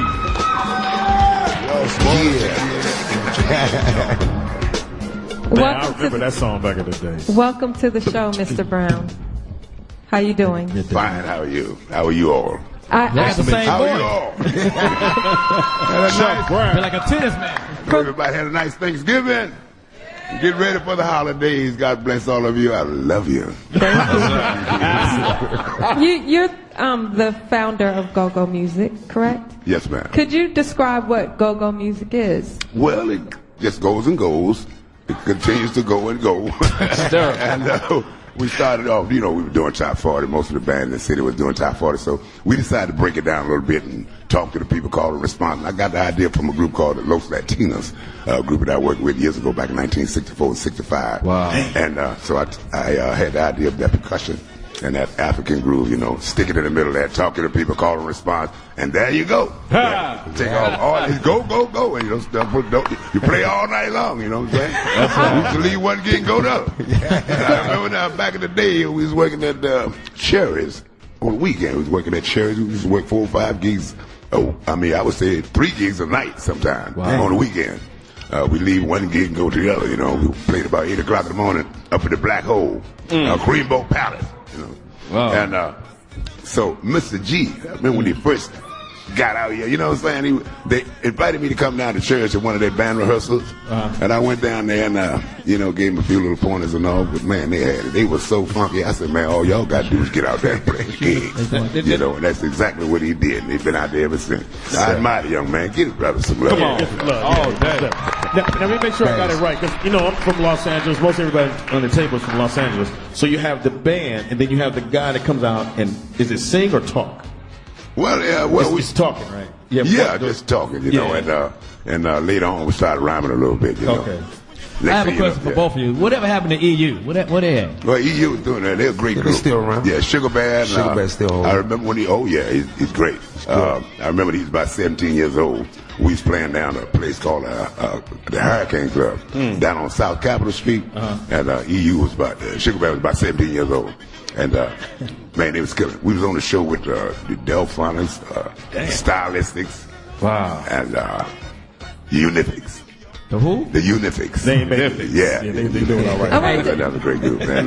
Unifics. Yeah, go way back with them, you know. Do you feel? Oh, I'm sorry. Go ahead. No, I was going to say, do you feel that Go-Go gets the accolades that it deserves? Because it seems like it's just only synonymous with Washington D.C. Philly. No, it's all over the world. Do you feel it gets its notoriety maybe like in Grammy world or the mainstream music industry? Yeah, well, it's like it got national. And then it went international. So, they playing go-go music all over in Germany, Japan, and everywhere. We go over there quite often. That's right. We hear you got a new song out. Ooh.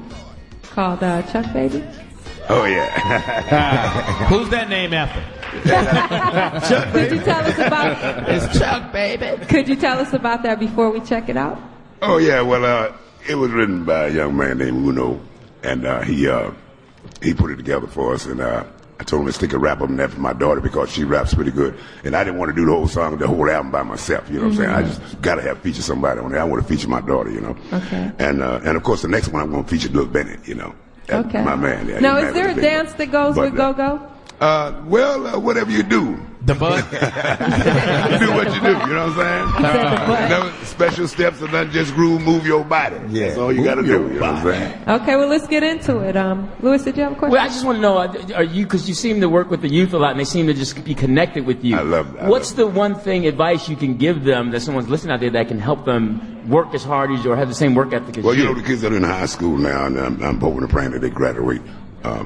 And I'm saying that, they after they graduate, then move on to college and get more knowledge and hopefully able to come out there be well polished. That's right. More knowledge, more power. Well, let's get into it. Chuck's new song, Chuck Baby. Give it up. Pump it up. Turn that up. Come on now. Need to hear Wind me up in here. It was jam. Here next week. Yeah, it was Give it up for Mr. Chuck Brown. Give it up. That was very hot. Is it still An Apollo legend. Is it still Chuck Brown and the Soul Searchers or just Chuck Brown? Right, it was Chuck Brown and the Soul Searchers. Okay. First of all, I was going to name myself the Soul Searcher, right? But then I thought about that, there's a little ego thing happening there with the band members, you understand? So I decided to name the whole band the Soul Searcher. Because, see, I was looking for some guys with some soul to play that music, you know what I'm saying? Yeah. Right. And because I had some ideas that I wanted to get across. And I always listen to young people. I listen to older people. I listen to everybody that has something positive to say, some positive advice to give me. That record was hot, and your daughter definitely has some rap skills. Yes, she does. Is that available now? Could people get that now, or is that something that's coming out very soon? Oh, it's been out. Oh, it's been out. Yes, I'm it's been out. sorry. Well, we're working on another one now. Okay. Yeah, and They hopefully put we the have it. new song, so I'm sorry, you guys. Excuse my So ignorance. have you and Big G ever worked together on a song or a project togetger? You mean me and Big G? Yeah, Big G. No, we work together. Your mama call you Big G. I just step right into first name, baby. You just automatically friends right there. Yeah, we work together a lot on gigs, you see. Matter of fact, we worked with the Ibex for a couple of years together. The what? The Ibex Club. Ibex A couple of years ago, yeah. A young man was killing up there, It got to the point I didn't want to come on behind it. Yes, indeed. Hey, who do you listen to? Nigga, get it together. Oh, I listen to everybody. I listen to all the new go-go bands. I listen to, of course, the classic go-go bands. The ones that picked up the go-go and made it happen. EU and Trouble Funk, Rare Essence, Backyard, Junkyard. And all of the new groups is the one with the bounce beat, the bounce. What is that? The bounce beat. Bounce beat. I love listening to that. And I listen to a lot of jazz and blues. Right. Yeah, okay. And gospel, of course. You didn't say nothing about T-Pain. We have a question from we got a question from our audience. My young man right here. What's going down? Hey, how you doing? It's Hollywood. I'm from D.C. Hollywood. I'm hoping that you guys will explain to them how often y'all work a week. Because, see, when I hear people talk from, like, when I went to college, people that don't really know go-go, they don't understand that go-go is really a live band. It's a fusion of, like, funk, soul, jazz. It's really a fusion, and the basis of go-go is keeping it in the pocket. And, I hope y'all explain to them what keeping it in the pocket is, and also tell them how often y'all work. Because people don't realize that go-go bands work, like, 5-6 times a week. It's me. And they're playing. Well, I guess you just told us how many times they work. You know what I'm saying? No. I mean, when I say 5 or 6 times a week, I'm saying 5 or 6 times a week. But sometimes they're doing 2 and 3 gigs a day. Wow. So, So that would be 20 to 25 times a week. So how often do you guys work? And how many days a week and how many times? I just want to ask dude. Well, like he gave all the answers right there. Right, he pretty much summers it up, man. Well, my band, we perform like 6 nights a week. I'm coming from New York on the Amtrak casting. Got to jump in the gig, you know what I mean? Sometimes I can't make the happy hour spots because it's pilot season right now, so it's casting in New York. So we pretty much perform 6 nights a week. Is it good money? Is it cool money or? Yeah, it's good money. It's good. Oh shit. Yeah. You get your And what drinks free at areas do happy you? hour? What? Are your drinks for free during a happy hour when They you have a perform? special. They have different specials. You know. Let's try to get some free drinks tonight. I mean, you might have a little hookup that I didn't have. Yeah. What areas do you perform in mostly? D.C. and Maryland. We do Virginia too. We go to the colleges. We go all around Atlanta, North Carolina. We stay on the road. We in the city. Are you married or single? Yeah, I'm married. Married. Yeah. I'm trying to get some groupie stories out of you. Still got groupies. Big G. That comes with the territory. That's you what know I'm I mean? saying. Family, they already know what it is. So you understand what Tiger was going through? You understand that? Yeah, I 100%. You got some groupies here tonight? You got some groupies, some leftover groupies tonight? Later on. Okay, cool. We'll talk about that later. Maybe at the Bud Light bar. We figured all that out. Yeah. It's all good, baby. I want to ask Mr. Brown, who were some of the people that you worked with early on in your career? Oh, George Clinton back in 1969. The president? Yeah, we was at the Sheraton. We played in the garage. They wouldn't let us inside the ballroom. Wow. Yeah, we played in the garage. The That underground garage. garage at the Sheraton there in Dodge Plaza. Is that Dodge Plaza? Now, why wouldn't they let you? Why you why let wouldn't they let you? They just wouldn't let us play in there. 1968. Yeah. What time was it? Oh, it was 68. It was That was segregation. 69. Oh, yeah. Yeah. Martin And- Luther King just been shot. Yeah. Yeah, that was 69. And Wow. and then I played with so many great artists. Yeah. I mean great artists. Shit. We played Denhay Holland, the North Sea Jazz Festival, and we had 200 acts there, and the festival lasted like 6 days. 200? Oh yeah, and you had Dizzy Gillespie, Miles Davis, everybody else. Oh my goodness, man! Could have We won got that this up, beautiful young lady going to ask What's you. your name, man? I want you to take your time with the questions so I can take a gander at you. Now take your time. Thank you. It's more so of a comment. Your name My name is? is Anita. I'm a Washington D.C. native. Mhm. I'm only 22, Hey, Anita. but I grew up on go-go. And actually, Anwan spoke at my graduation at Potomac back in 2005. So I've been a fan for a long time. Thank you so much.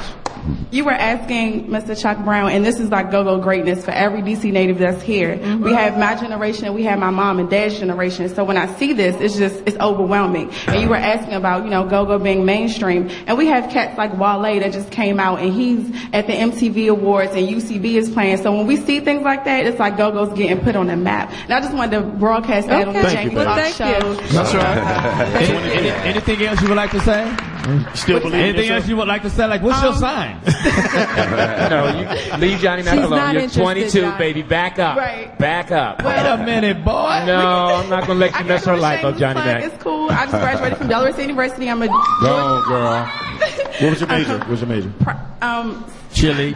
Public relations and law. I'm a budding wow. publicist. I studied sports management and public relations at Georgetown University Grad School. I'm Shit. also a graduate You believe in student. yourself. Yes. Go, girl. This is my sorority sister. That's why she's What really sorority? hot. What sorority? Zeta Phi Beta Sorority Incorporated. Beta Phi Zeta Phi Beta. Do you got any friends that dropped out of college? I'm trying to get lucky. I traveled from, I was doing some PR in Delaware State, and I traveled a long way. Jamie Foxx is like the epitome of just entertainment. That's I right. love him. Like, you don't understand. So I was hoping to see him, but He not here, but yeah. but it's cool. Hopefully But we worked out for you. that was cool. It's cool. Congratulations, Sad about that shit. Congratulations on you Thank getting your you. studies Thank you. down, Thank young you. lady, and I wish you happiness. So what are you doing now, miss? Taco Bell. I did put Nattis on that. No, she's at Ben Chili's. employee at DC Court. DC Court. So Okay. yeah, and I'm starting my public relation business on the side. You So go, girl. if anybody needs a publicist, Y'all I got give us some business love. cards. y'all. I think they need a public. Oh, most definitely. They need public. Yeah. Always. That's Give us right, some girl. love, Who DC's moved my finest. cheese? That's the way to take it.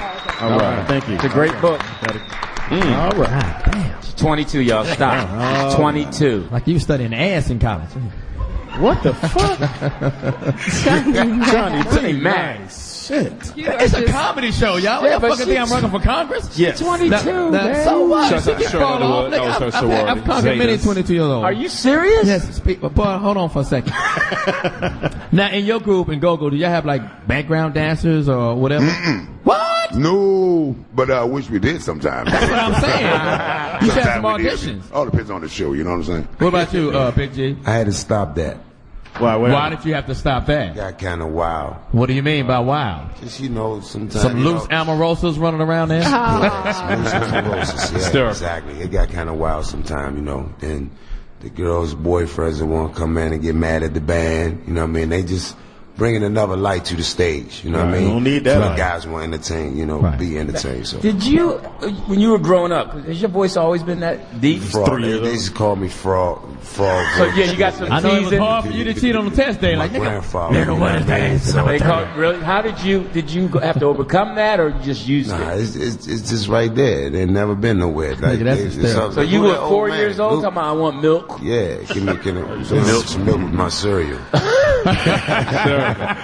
So I've been like that, so And you have children. You're married with children? Yeah. Oh, how many kids do you their have? voices like that? I got 7 kids. Wow. I got 8. Don't feel You bad. know what I'm saying? We pretty much deeper than that, because my siblings. I got my brother's kids. Yeah, you go. Take care of those ones too. Okay, wow. You know what I mean? So we pretty deep. That's right. Good for you, man. What a you need to be on the poster, man. Yeah, I know. That's what I'm trying to get. You need to be on the poster. I thought you got shot in the testicles. Apparently not. Yeah. Motherfucker is still working.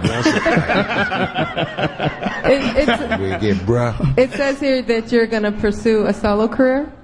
Yeah, I'm getting ready to do my music too, man. I'm getting ready to push my album out, man. We're getting some stuff together. You know what I mean? What you gonna do with the rest of your band? Saying they gonna be there. God damn. They gonna be there. They know.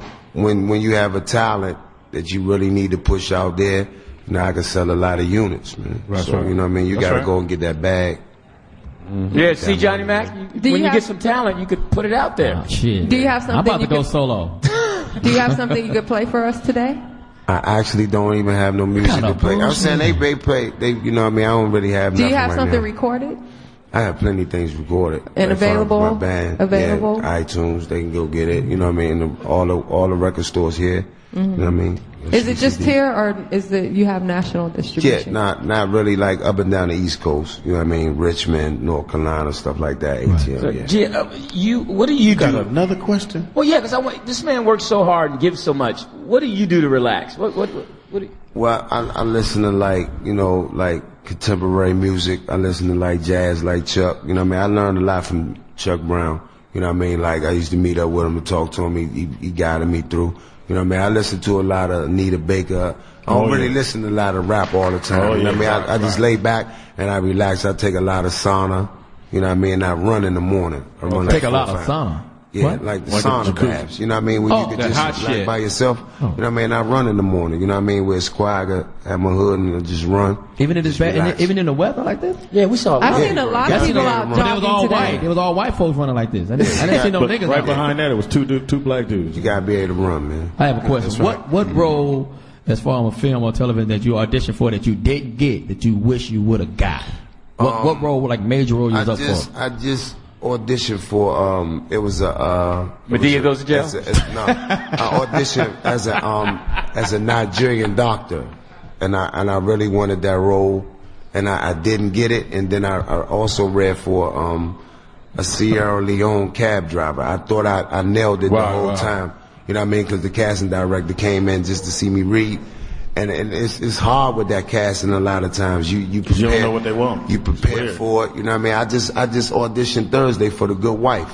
You know what I mean? And I got a call from my manager and my agent. They was like, well, they called back and they said, well, you was pretty good. You know what I mean? We're gonna see this week. And you get your hopes up so high, man, and you don't get those callbacks. But I'm grinding, man. I cast like 4 or 5 times out of the week. I'm just steady in the grind. But those roles that you really think you got, you know what I mean, it's hard. You know what I mean? I played Snoop in the Biggie movie, and they cut the part. What? You know what I mean? Because sound like my career. When Snoop wanted something about he wanted more for his visual. You know what I mean? And I was so disappointed because a lot of people was really wrecking on that to see me on that, but it's on the deleted scenes.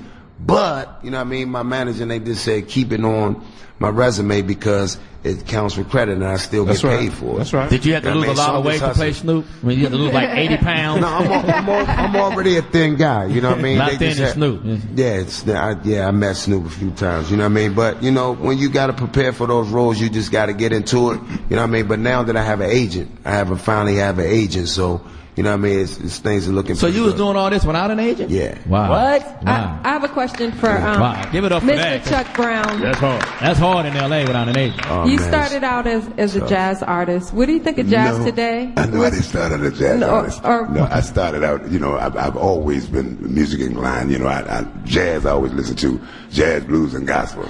But I started out with just, you know, little acoustic guitar playing in people's backyards for barbecue and beer or whatever they had to give me. You know what I'm saying? Shouts out the Rip Tips. Yeah, and you know, and that was fun. And people kept, you know, giving me advice. Saying, "Why don't you go and join a band or something?" You know. Okay, well, let me rephrase the question. You're a jazz fan? It's safe to say that. Now, Utah jazz. where do you think jazz is today, though? Jazz is beautiful. Do you still think they got it for jazz? Because they have this, jazz has I know. went into so many directions. Yeah, but I'm old fashioned. You know, I like the old stuff. You know, Okay. yeah, I like the old stuff. Chuck Brown, do you have an A3 Eldorado you let your little young homie have? You're so clean down there. Clean. We're going to take another break and come right back with the legendary Chuck Brown and my man Big G. Hopefully we can get them to do some DC, baby, we in the house. Yeah. DC. We'll be right back. Turn the heat up in this motherfucker. Yo, we're back live in DC, Ibiza. Yeah. DC, make some noise. I got Stand friends up. in the house, Stand up. I got folks here. Hey, Big G. Yes, sir. How tall are you? I didn't know you was that tall. Well, for the casting directors, I'm 6'4", 6'3". Oh, yeah. I'm really 6'6". That's right.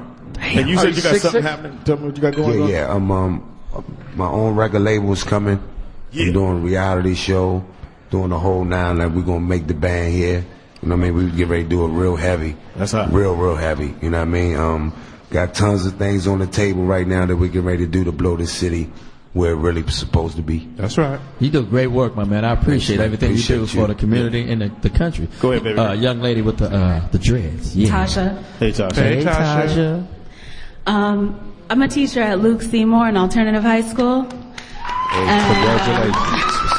The kids love both of you, Genghis and Chunk Brown. Thank you so much. The kids look up to both of you a lot. And so what would you say to them?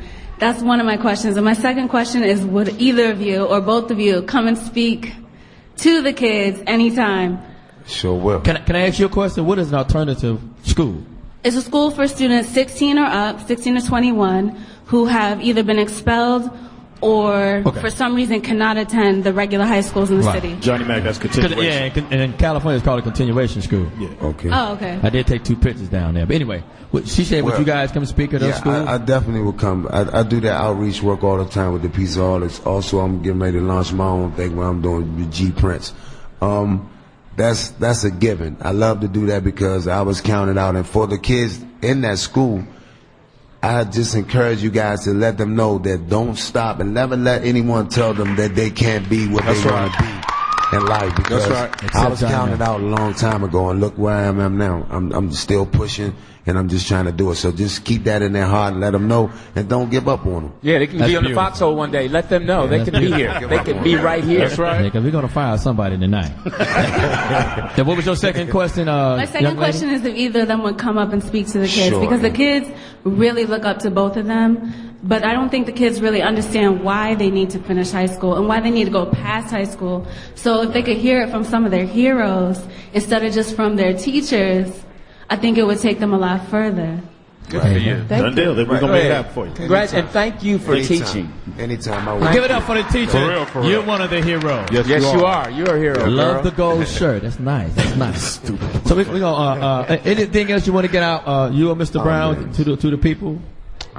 Where can we find your new music, or where can we buy your music, or whatever? Oh, well, you know, the point is, you know, staying focused on whatever your endeavors are. And don't, like you said, don't let nothing stop you. You see, I can't get over the fact that I came from the joint to the street side. So anytime I can do it, anybody can do it. You know what I'm saying? That's right. And I love taking pictures. Now I do. I love taking pictures. I can tell by the jacket that you love taking pictures. Because that was a time when the only people wanted to take pictures of me was the police. Speak on that. You know what I'm saying? I ain't never forgot those profiling. times. Yeah, you know, and a lineup with a number on my chest. So I just thank God for this day, you know. Beautiful things, right? Hey, give it up for Mr. Brown. Give us Mr. Brown. Thank you. Chuck Brown. Mr. Chuck Brown, my DC man. legend. Big G. Well, I just want to thank everybody in my city for embracing me and my music, also with the whole go-go movement, and just keep supporting your own, you know what I mean? Because I'm never going to leave us. I'm going to be right here, and this is where we're going to build at. I'm going to bring Hollywood home, man. Bring Hollywood right here. I'd like to thank you guys for having us up, and Chuck for just believing in me and just keeping me. And when's your episode's going to be shown? In April. I find out. I go back the first of the year to shoot episode 4. That's going to be a real big episode for me. So I want and the show is called Treme. Give it up, ladies and gentlemen. My man, Big T, Mr. Chuck Brown, y'all, DC's finest. We're going to take another break and come right back. It's freezing in here. Can somebody please turn the goddamn heat up? Coming back with Jamie Foster Brown, baby. Yo, we're back in D.C. We're back in D.C. doing our thing. Give a shout out to my niece right there, Alicia Scott. She's living right here in D.C. Stand up, She Nisha. don't want to be your I know family. the radio can't see you, but that's my niece right there. I love my family, Speedy. She don't want to be your niece, trust me. She had no choice. Johnny Mack, you have family? Don't worry about my life, Lou Dick. Hysterical. I used to babysit her. I used to babysit her.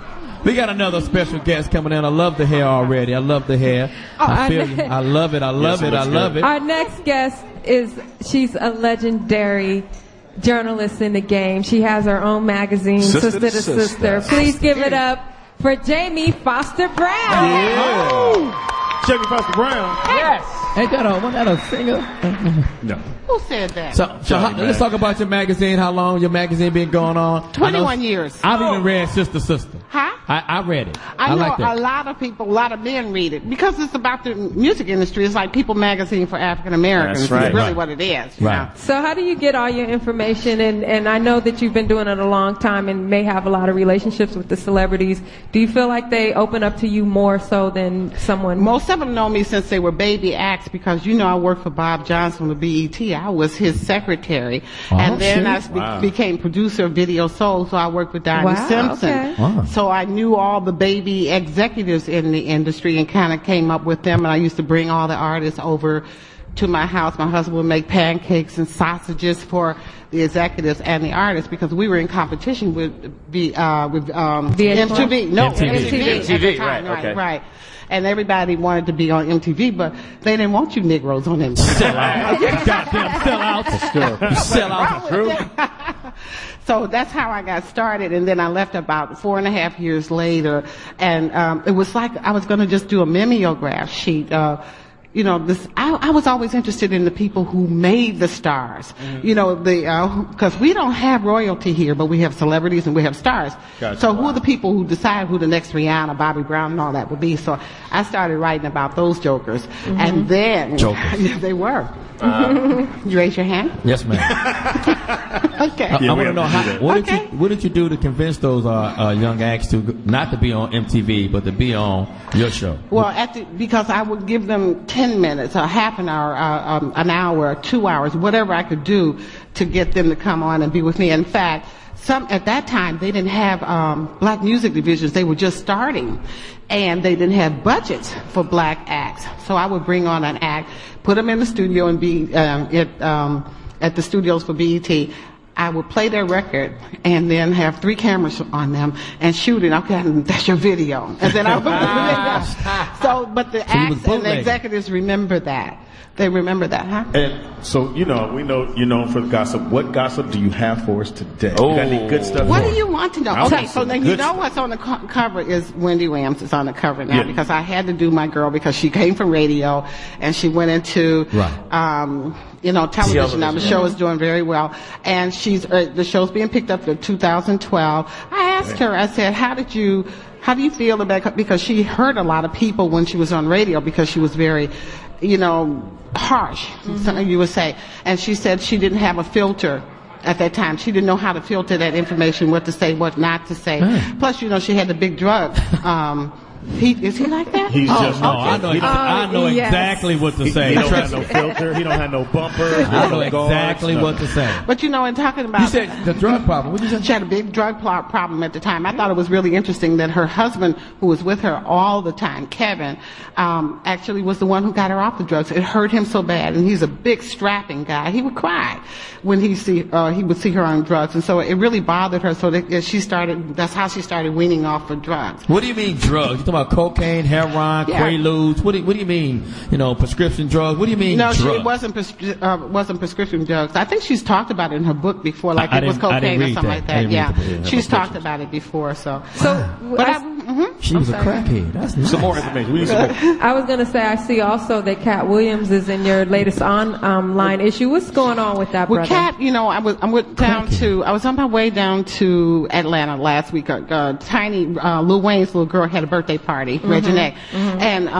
Cat called me, and I said, I need to see you because I understand you're having some problems now. He says, no, I'm fine. I just finished doing this movie with Rock Dutton on Obama, and he said, but I'm leaving tomorrow. I said, but I'm coming in tomorrow. I said, I guess I'll miss you, because he said, I said, when do you have to be in L.A.? He says, Monday. I said, but this is Thursday. And he said, but I'm driving. I said, why are you driving? He said, there's a caravan of us driving out to L.A. But I will come and see you at the airport when you get in, Jamie, and then go on. And I thought that was a little much with 10 cars coming to see me at the airport. Well, of course, he didn't come, and I understand I'm really concerned. None of the cars came? Not one. Hysterical. When you say you're concerned about him, in what way? Because I think he's kind of, the erratic behavior. And I spoke to Steve Harvey about that. I said, Steve, you know, because, you know, he went after Steve, and Steve was really upset about that because Cat talked about him so badly. They had a battle. And Steve was saying, I really like him, Jamie. I dug him. I said, well, you know something is wrong. I mean, he's spending a lot of money irrationally. He may be sued because he bought 12 vans for his staff, and I couldn't even get a Hyundai. No, he had a lot of money. He even sent $20,000 to the Brat. Because, you know, the Brat is incarcerated. She'll be coming out pretty soon. He put $20,000 on her books? Wow. But it went to her auntie because it's not there in the prison, so the auntie doles it out. So it's just erratic kind of behavior, so I feel really sorry for him. I'm just really concerned about him. But I don't think he went at Steve Harvey. I think it was just a marketing thing because they did the show, January, the New Year's show. last year. They was on the show together. So I think that whole thing was to get more and more people to come out. But Cat Williams saying he was better and Steve Harvey said he was funnier. I personally think that was a ploy to get people to come out. And the show was sold out from what I heard in Detroit. But Steve said it really did bother him because he didn't know that Cat was going to come out at him. Is that why Steve Harvey cut his hair off? Is that what he did? I'm just asking some questions. You know. He said he couldn't be a slave to that barber. It was too much for him. He had to see the barber like twice a week. It was like it's like us with our weaves. You know, understand what I'm saying? John Omarosa. So what do you think makes Steve Harvey work now? I mean, he's really doing well. He books and everything. What is his niche? You know, his next. I have a huge interview with Steve on the next issue. Was Fantasia's on the cover. Yeah, we got that also, one. And Sherry Shepherd. Right, you got that one? I've been knowing Sherry for years. Right. I used to date her. Yeah, Speedy cigar with Sherry Shepherd. Steve, I think he feels that he feels that it's the first 12 minutes of his show that has made a big difference, and he feels that that's his ministry. Oh, okay. You know, so. It's done good. We have a question from a young man. Okay, hi. Just to piggyback onto what you were saying, I know that Cat Williams is trying to get publicity, but why is Cat Williams trying to go at Jamie Foxx right now? Like I've heard that he called Jamie Foxx. But this is I don't what know if I'm I'm saying. allowed to say it, but you know he called them some pussies. Yeah, but this is part of what I was saying before, that there's something going very wrong. The wiring is evidently something's wrong because he's just. When I talk to him, who did he call a pussy? I didn't hear that. Well, what he said was the Bud Light was kicking in. What happened? Well, like I'm from Baltimore, so I heard him on Ricky Smiley morning show, and he was saying that Jamie Foxx and his pussies.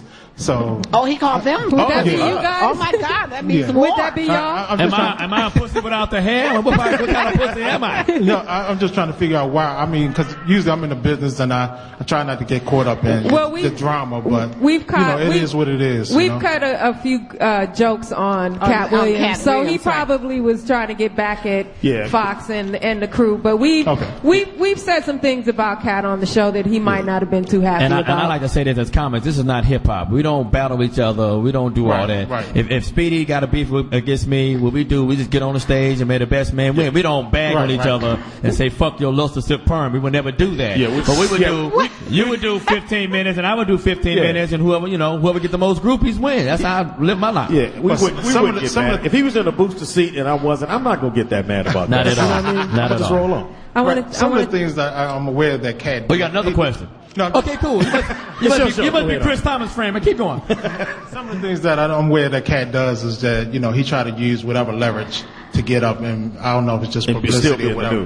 All right. I don't know about that, because I think as a comic, he's very, very funny. He's very extremely funny. And he didn't do that before, did he? I mean, before he wasn't going after everybody. I don't remember that. To me, it appears to be, because I have no idea what's going on with him. Right. That he either has a drug habit or he's suffering from mental illness. I think there's something wrong. That's why, Steve and I said, Steve, we need to reach out to him actually, and he said, I think we do, Jamie. Now, I don't. You had on your front cover. What about R. Kelly? You did. I just went to his house. I hadn't been there in a long time. I was really surprised too, because Does he live on Sesame Street? Yeah. How were the kids? I can do that joke now. We're in Chicago. I can't do it in Chicago. You couldn't do that in Chicago. No, they will murder you in Chicago. I'm from Chicago. I know. I got my switchblade. Oh my God. Hysterical. So violent. No, he was actually really cool. He wants all that behind him. I've been talking to his previous wife, who is a knockout. She's very, very excited. She's 15? No, she isn't. But he's doing all right. I want to ask you, Jamie, have you ever did a story on someone that had them so upset that they possibly threatened you or confronted you about anything that you have written? Yeah, Tupac. Sure, all of them. Because a lot of times with artists, it's very interesting.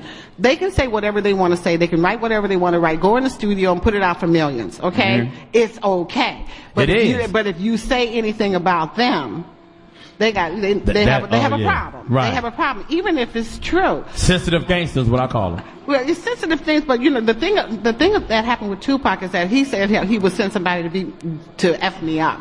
So it wouldn't be him, but it'd be somebody else. But you understand, my magazine is read by a lot of prisoners, a lot of OGs. I help them get through their stint, their 5-year stint, their 18, their 20-year stint. So they heard about that and they stepped to him. But it was just his anger, because I had written about him beating up people, about cursing women out, that this was not the way. He didn't want to be chastised or put in place. What was interesting about this is that later, when he went to prison, he got in trouble because they said that he was messing with the white correctional officers in the prison, and they were going to put him in lockdown. And so that's what they do. They would do that. So they flew me up to Canada, and then had me drive to Dannemora, which is it's very difficult to get to Dannemora, and it's like Ku Klux Klan land. And I had to pretend I was cousin. Wow. And that's when they brought me in to talk to him. And I'm sitting there writing everything down. I was with him 2 or 3 hours. And I said, do you know who I am? He said, my no. cousin. He didn't know. He didn't remember saying those things to me. Wow. He didn't remember. Yeah. So. Right. So is there anybody that you want that you wanted to interview or talk to and they wouldn't talk to you? Oh, there are a lot of Snoop went on the radio with me the other day, and he was talking about that they become new Negroes when they get bigger. They only want to do Rolling Stone, GQ, that sort of thing. And he says, if you see Jamie Brown on the carpet, on the red carpet, and if you don't go to her, you're gay.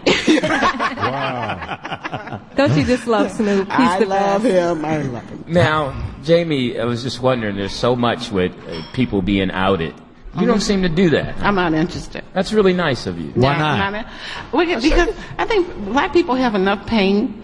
We don't know enough. We need to have information. My magazine is like my diary, and so only reason you're interested in my diary is because I'm with people like you. Right. And so when I'm with people like you, I try to learn things from you that can help my people. Gotcha. What can happen? Okay, why did this happen? How did they get out of it? What's the results of it? So that they can learn things. So I'm more interested in that than anything else. What's the biggest interview you've done that's really stood out to you, like a career highlight for you? I don't know. I think when they said that Bobby Brown hit Whitney that time, and and they called me up and said, you remember they said she had a cut across her face? Right. Both Bobby and Whitney called about that. I have a lot of artists that called and with AJ and Candy. Yeah, this thing happened. I had just. Do you know who AJ and Candy are from the Housewives of Atlanta? Oh yeah. I had just. AJ was pretty hurt about what Candy's mother was saying about him on the show, right? Mm-hmm. And I thought when I talked to him, I thought he was really a man because, in the kind of people that he's around, his buddies would be saying, man, you letting her punk you on, Right. But he was able to take it because he was in love with Candy. Right. And he decided, and this is what he told me. This was 2 weeks before he died.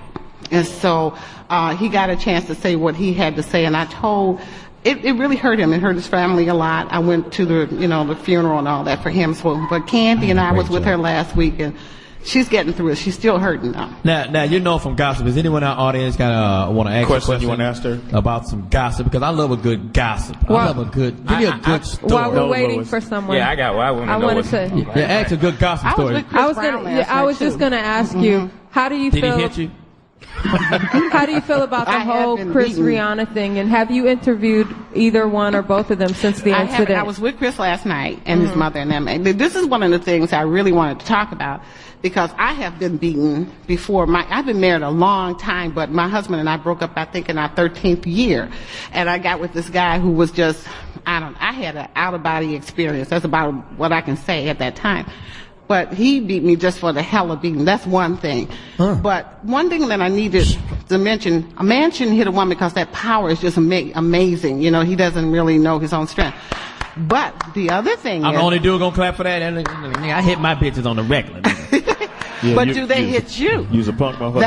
That's my. I don't fight women. Well, the thing is that nobody, Steve and I talked about this the other day, and I talked to Music, Soul Child, Neo, because I always ask the guys, what do you think? What do you feel about this? They say that sometimes these women are so fiery and they're all in your face, so they're hitting you. At some point, that primal instinct comes out and you lose it. I think that women should not hit men, and this is one of the things that I don't think that has not come out. Because that's an assault too. I said the niggas still ain't clapping. Y'all niggas. I have a question. I agree with you. In fact, I said that, and Jamie Foxx was not having that. And he feels like there's no excuse to hit a woman. I'm gonna tell you why. Because if you have a daughter, I have daughters. You have daughters. There's no reason to put your hand on. If a young lady hits you, you either the bigger man just walks on. I would walk on. If you hit my daughter, I don't mind doing no time. I will find you. It's gonna go bad on you. And that's how it's going to. That's how it should be. But are we raising our sons to be bigger men? This is the thing. Our men are not there to raise the boys. There's no boundaries put there in their heads. Yes. So I'm sorry. Go ahead. Yeah, my hand is up. Your hand is up. I just, trying to get the order. You said you was with Music Soul Child. Is his eye really that lazy that he got to wear shades at all times? Every time. Because he always have on glasses. That's questions people want to know. They do? Yeah. He looks me straight in the eye every time I talk to him. Did he look in both your eyes or just that eye? Both eyes. So he don't have a lazy eye? They say he has a lazy eye, but I have never even paid attention to that. I don't look at things like that. Oh, I'm sorry. I'm just trying to ask you. You got questions, Johnny, out there in the audience. Yes. I can't see him. But oh no, Guy. What is this? This is my baby Guy. Guy Black? Guy Black. Is he your lap baby? Oh, my lap baby. Been knowing him like 25 years. So let me ask you a question, Jamie. Which one? It's me. Me. I want to know. What do you? We have a boss. His name is Jamie Foxx. What gossip you got on him? Yeah, what you got on him? You know what? I really wanted. I wanted to. Way to get the show canceled. Fuck. I really wanted to tell Jamie I appreciate him because he was one of those people when we were at the Soul Train Awards. You got these new Negroes, and so these are the ones that have reached the top of their A-list. But I was on the red carpet for Deborah Lee's party, and when Jamie came, it was he was hosting the show, and so that was a big thing. He came in late, and everybody was pulling him and pulling. They tried to pull him away from me. He's like, "Hold up. I'm going to talk to my girl." Okay, that's what I have to say. That's Maya Angelou. Yeah, that was really refreshing. I'm sorry. Go ahead. Hi, Jamie. Hi. My name is Tony. I have a question. Have you heard this rumor about Pleasure P from Pretty Ricky about some molestation with some young girl? I haven't heard that. Yeah. It's been going on the radio that he said what? Some case, the reason why he actually got kicked out of Pretty Ricky was because he molested somebody. Ain't none of them pretty. I just thought I'd throw that back. But no, I was wondering if you heard about that. I haven't heard that, but this is one of the things that used to go. I don't hear about it as much, but the molestation of girls by artists. And then the record labels used to really protect them at that time. They would make it go away. And that was kind of like what, was happening a long time, even with the so-called people that were around R. Kelly. They made it go away. He was really hurt when it really came out. Now, Jim, I ask a question about Usher. She fine. Now, when Usher first got married, everybody said, "Wait a minute, that's your stylist. She's too old for you." She was old. Did you talk to him? Did he? How old was she, John? That was a really interesting time because Usher's mother and she and I were close. Mm-hmm. And I was like, if you go up against him, like you've been telling him what to do for all of his life. And so men have to be men. And if you go up against him and say you should not do this, it might push him to do it more. You don't put him in that place. And also it may hurt in terms of you're still managing him. Well, she got really mad at me. Did she fire you? Yes, she did. Wow. Usher damn sure fired her. Shouts out to Pink Slips. But it was a very difficult time for him because what happened is that Tamika was with Usher for years. She was his stylist. She dressed him, and he used to undressed him. And undressed him when he was a baby. She's supposed to be very, very desirable by men, not just him, but men in general. So he wasn't just acting alone. But anyway, what happened is that she became his friend. And when he was having problems with Chili or anybody else, she shared that with him, and he shared it with her. And then she shared with him her problems in her marriage. So the friendship developed. But who manipulated whom? It felt like she manipulated that young boy. I don't know. Well, he was young, and she was. She's an older girl. Like I just said, she's very desirous by other men. What does that mean? Well, sexually, they talk about. Oh, you said she's a hoe. You said that. You said she's desired by plenty of men. No, did Usher know that? Is his father in his life? No. This nigga loves people's fathers right here. Really in his life. I mean, have you found, Jamie, anybody's father? No, have you found that a lot of the young people you interview and find out their father's not there? What? Their fathers are not there, and that's one of the things. You can put your hand down for just 1 second. Well, yes, ma'am. I want to share this a little bit. Please do. I talk about this all the time to the guys, that the father sometimes, I know women get upset when I say that, but I think the father is more important than the mother at some point in the child's life because, of course, he teaches the boy how to be a protector and provider. Okay, and how not to hit women and how to take care of their sisters and their mothers and all that. Who taught that? But on the other hand, that girl, that's the first man she learns to love and how to be treated. And a lot of the women as well as guys are missing that in their lives. Like Frankie and Neffy, I was just with them the other day.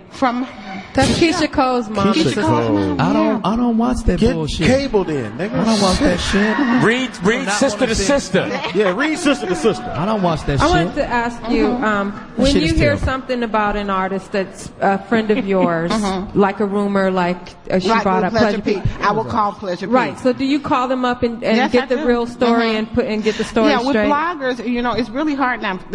I started because I thought that black people needed more information about how things happen and what the results and how they should, what they should do should they meet the same kind of situation. Now, with the bloggers, you don't know what's really true. So sister to sister becomes even more important because they ask, we want to ask this. Could you check into this? We have access. So I can call Tony Braxton. I can call Pleasure P. I can call their managers and say, okay, what is your side of it? Okay, now you know for gossip. Playing my deodorant work my arm up so long. I want you, because you know for gossip, I want you to tell me a piece of gossip that don't nobody else know. Like today, current. This is breaking news. I want some breaking news. I want to know some shit right now that'll make the audience go, what? I want to know some shit. I'm not supposed to cuss in front of you. Forgive me. I know. I'm but that's why he said it 3 times, because he wanted to make sure. I want to know something, Miss Brown, right now. that don't nobody else know. I want it to be sexy. I want it to be nasty. You want to give her after the break or before the break? Y'all need to give me after the break. Okay, we're going to go to break, and she's going to think about it. She's going to come right back with some hot, juicy news. It's going to be better than the Pleasure P do. I don't even know what that is. But it's going to be hot. It's going to be juicy. And we're going to be talking about it tomorrow. We'll be right back. No, not talking about Jamie Foxx. D.C. He might cancel his goddamn check for tonight. Back in D.C.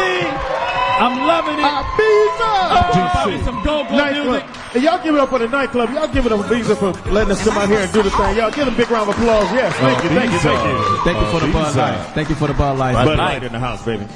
Now, Mary, we're back. Miss Brown, you got a story you want to tell us, please? I haven't forgotten. I'm not going to tell you who it is. Yes, you is. No, I'm not. Yes, you is. I'm going to tell something that's going to help all of you all, especially guys. Okay. And then this is something I talk to a lot of the young guys that get in the business. When I'll go up to them. I said, now you're no longer the predator. You're the prey. You got to know who's standing there. What does she want? And you got to be careful with who you're with. And the guys do call me, some of them from the music industry, call and say, I got this baby, has got my DNA. I never had sex with her, but, we did have oral stuff going on. She got pregnant through oral sex? Well, she kept it. I was going to say she had a deep throat. Yeah. What? Fallopian tubes right to her fucking the side. She got pregnant, hey. So you have to be really careful. Who was that had that problem? It was a guy from Portrait. I can tell you that because he called me to tell you that. He called me. This was a girl, Latina girl. He said, we like Latina women because they got big butts and straight hair. So do sisters. Yes, they do. Thank you very much. Shout out to the ultra porn. Thank you for saying that because I wanted to ask you that. Do you think a lot of the women write me? They don't think black men like them anymore. We love sisters. Ain't nothing like a sister. Nothing. But when they see the whole, I've never dated out my race. Period. I've never. Ain't a white girl ever called me late at night. But they say that. Except for to go to jail. It was at 8:30. I said, bitch, don't call me after 10, bitch. Well, because a lot of them say that the guys are just passing by, and that sometimes they'll even write down all the names of the guys. Can I speak on that? Yes. Ladies, that is not true. They don't believe black men do date black women. And we black love women. them. Just because that black guy passed you by, maybe he just didn't like you. Yeah. And what were you doing? You know what I'm saying? We like a certain type. You know what I'm saying? Most men up here, me, Speedy. What you like, Lewis? I love beautiful black women. What I just you like, think they're John? so What beautiful. y'all like? I like beautiful black women. I like big girls. All the big girls. I like big girls. So That's my thing. Lane Bryant. since we're speaking of interracial, what do you think of the whole thing? Yeah, cut us right on off. Oh, I'm sorry. Go ahead. It was Miss Brown's Didn't y'all question. just say? Well, you cut her off. Speedy likes them all. He likes them all. I like, yeah. Go ahead, Miss Brown. No, that was our Poetess. I was gonna say I don't have a problem with men who like white women, but when it comes to that being their only preference and they have a problem with sisters, that's when I have an issue with it. I think people should be able to date whoever they want to date. But when you say I don't like sisters or I only date white girls only, that's when I have an issue. But what with do you it. think about we're the only race that where men dehumanize us? You don't hear Italian talking about Italian women, Koreans. I mean, like in the music and stuff, we calling them. We're the only race that does that. Do you ever think about that? Go ahead, Speedy. Sorry. I don't think they dehumanize the women. I just think they're doing that for entertainment purposes because most of these men that's saying all this shit. First of all, I was watching a movie, a TV, fucking song back in the day, and it was Snoop. I'm gonna tell you right there, Snoop said, "I don't love these hoes." So when Snoop came on our show, I said, "If you don't love the hoes, do you love the bros?" So you show me a man that don't like women. I'm not calling women hoes, but I don't respect a man that said he don't like women. I was out. Matter of fact, I think it was Speedy and them. Somebody was telling me about. I like to take women out and I pay for whatever needs to be taken care of. I buy your drinks, I buy your food, I buy your dinner. Table. He do the whole table. If you came out with 4 female friends, I want to meet him. Is that you? That's me. If you came out with 4 female friends, I'm gonna take care of you and your 4 female friends. He don't even gotta know you, John, to pay for everything. That's nice. Because that's what a gentleman is supposed to do. A gentleman is supposed to take a lady out and feel honored that a lady said yes. I didn't say that. First of all, I'm too old to be going Dutch with some fucking girl. I'm not gonna be out going, you pay for the salad, I'm gonna pay for the entree. That's not gonna happen. I think that a man is supposed to do certain things. Yes, he do. As a man, I don't need no woman to validate me and say, well, he's a nice gentleman. I want this soul sister. I tell jokes for a living. I want this lady to be happy that she went out with Johnny Mack. She could have chose a whole lot of these niggas in this club, but she picked me. So ladies, you go out with me and your little 2 friends and this girl right here. We got you. Now, I don't buy shit for dudes. You niggas gonna be eating celeries off their plate. I don't pay shit for the dude, you know what I'm saying? But the ladies come out and we go out and have a few drinks. I'm gonna buy some goddamn drinks tonight. I bring money out so I can buy ladies How did you drinks. learn how to do that though? Because then I just knew to do that. You I just knew to do that. I just knew to do that. But a lot of these guys are not taught to do that. It's not something that has to be taught. It's our nature. No, you got to be schooled, Johnny Mack. You just didn't. No. You have to be schooled. Maybe for you, Johnny. It's our nature. How many guys out It's there do that? contrary Raise to your our hand. Raise your hand if you Raise your just hands treat. if you do that. All If you the do time. it, Johnny Mack. These niggas ain't. Nobody's raising The their hand. two dudes sitting together. Y'all don't treat no honeys. Y'all just. Cause y'all kind of close. Y'all might want to slide over just a little bit. Yeah, nigga, y'all just. Yeah, if his cell phone went off, you'll jack him off.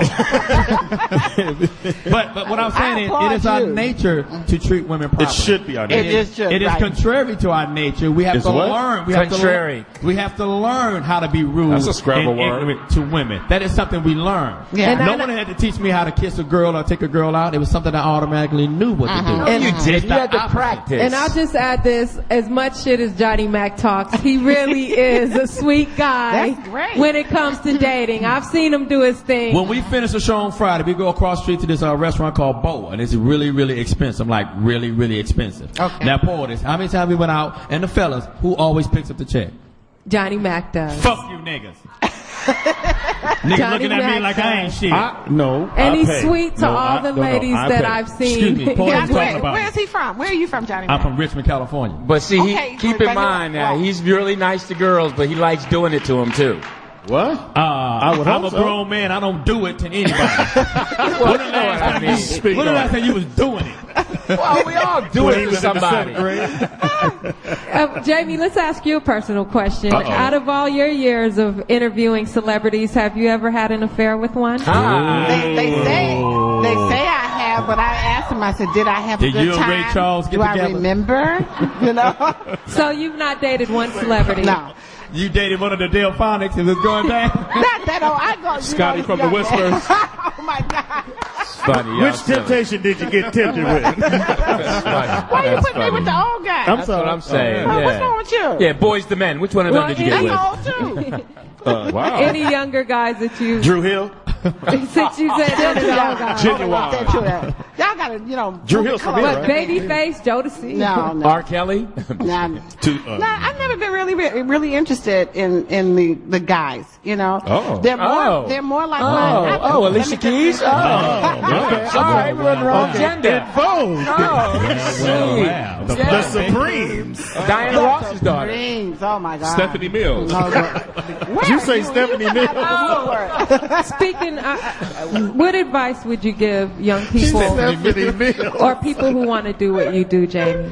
Well, one of the things is you have to be educated, and I can't say, you know, I'm lived in Stockholm, Sweden for 9 years, so I have my degree from the University of Stockholm. Wow. I'm married to a doctor of economics who is a black man from Chicago, Illinois, but from the South. There you go. Okay. How come you don't wear your ring? I stopped because I've outgrown it. I was like, 50 pounds lighter when I got married. You look fine. You look fine. Now you just order onion rings. And plus, it only cost him a couple of dollars. He went to a pawn shop and got the daggone ring. Oh, that's real love. God damn, you was easy, Miss Brown. But you were very easy. They didn't have enough money for the license, and I had to loan them $1. Now this What kind of bullshit is this? Wait, but this is the man you were just telling me about who supported you throughout your career, and he's the mate that helped you, achieve your goals. He quit his job. When I started Sister to Sister, it was like I was thinking of a mimeograph sheet, or I was just going to do a Xerox sheet to somebody, and then my husband thought, Jesus, sometimes you make money. Well, he quit. You know what he did? No, I didn't have any money. I quit BET. Wow. I didn't have any money. And he was working at the Federal Energy Regulatory Commission. Okay. What is that? He was regulating oil pipelines and nuclear reactors. That's what he was doing. Wow. But I have this pipeline and these regulating. and you want to do it? You want to? What you got, Johnny? Whoever was. That shit about. So anyway, he quit his job he said, this looks like it could be a business.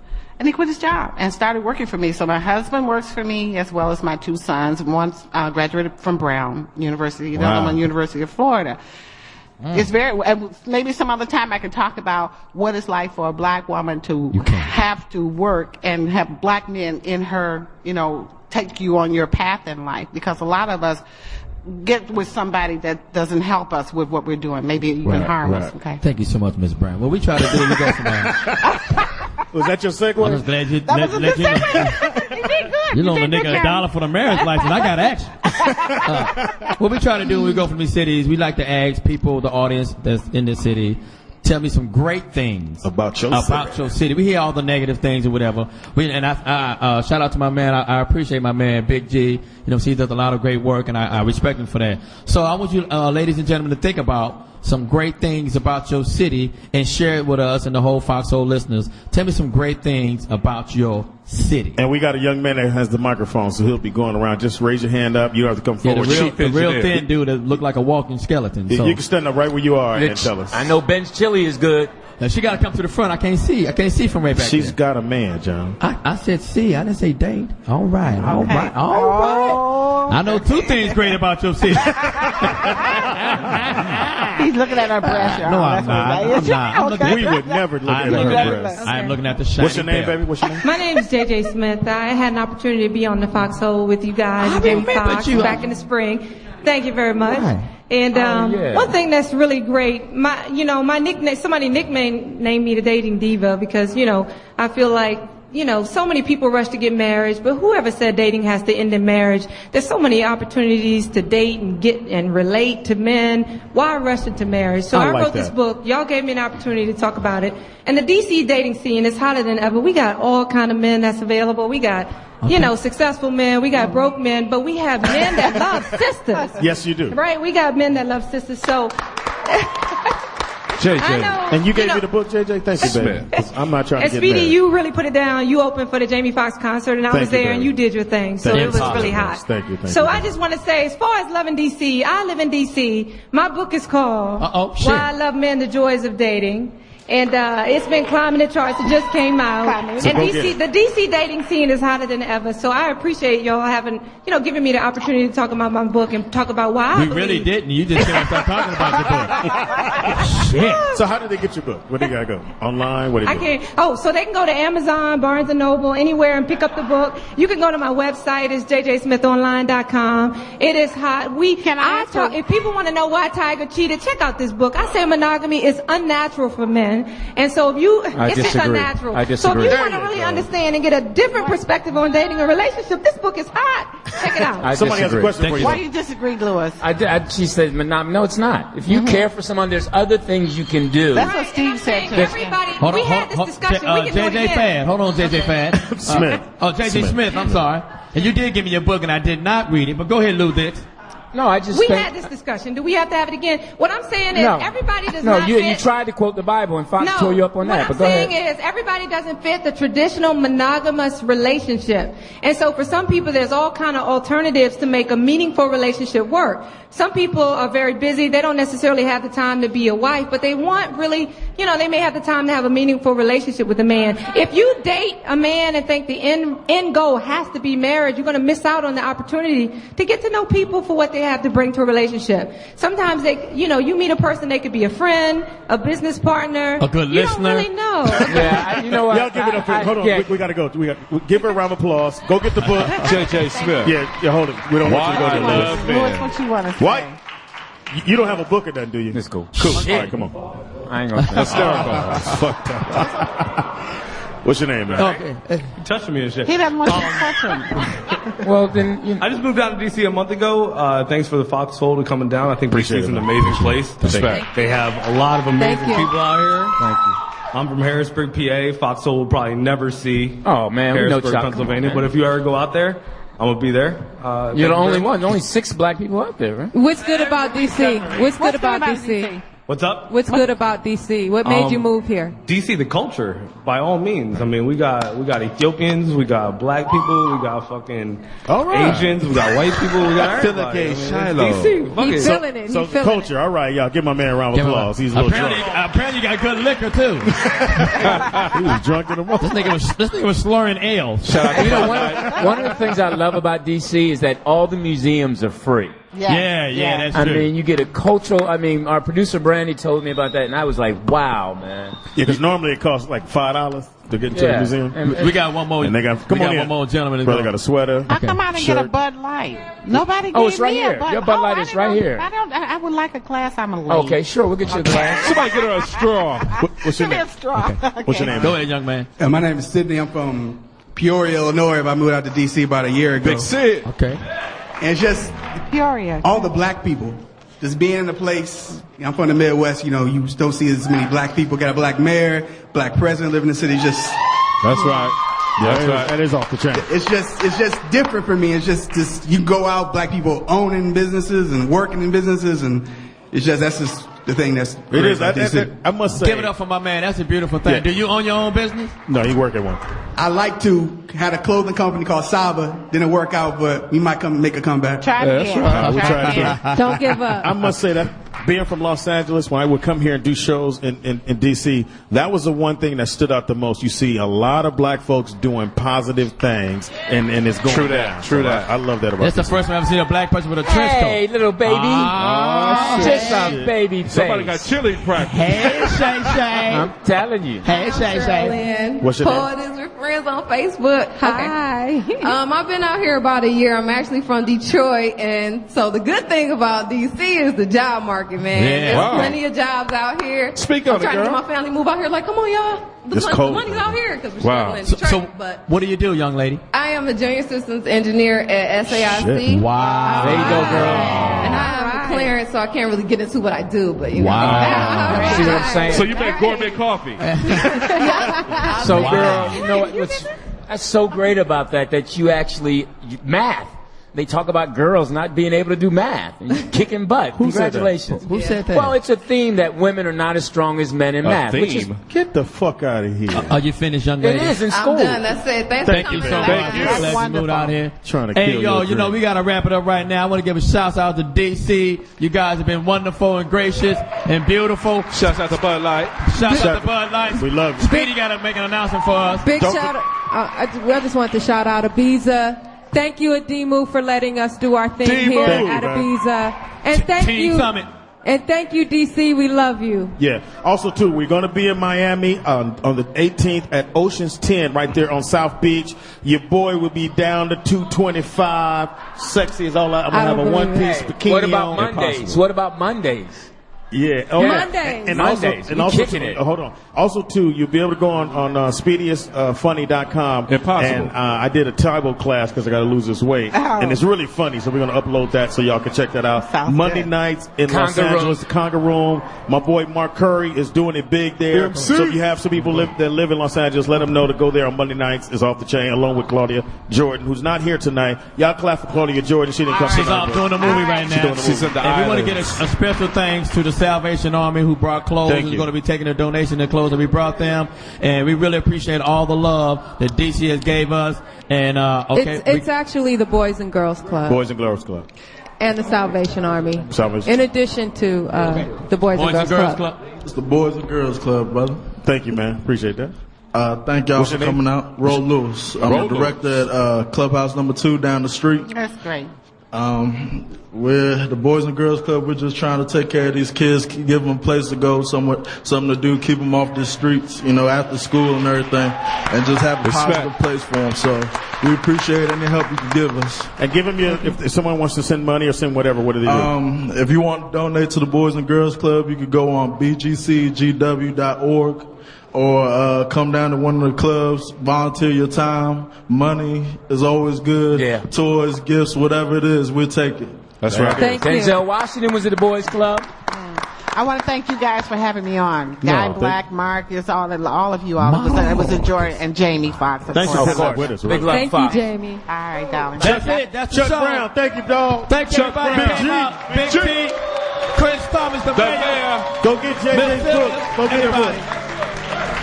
Stay around. I'm going to have drinks with some of you ladies.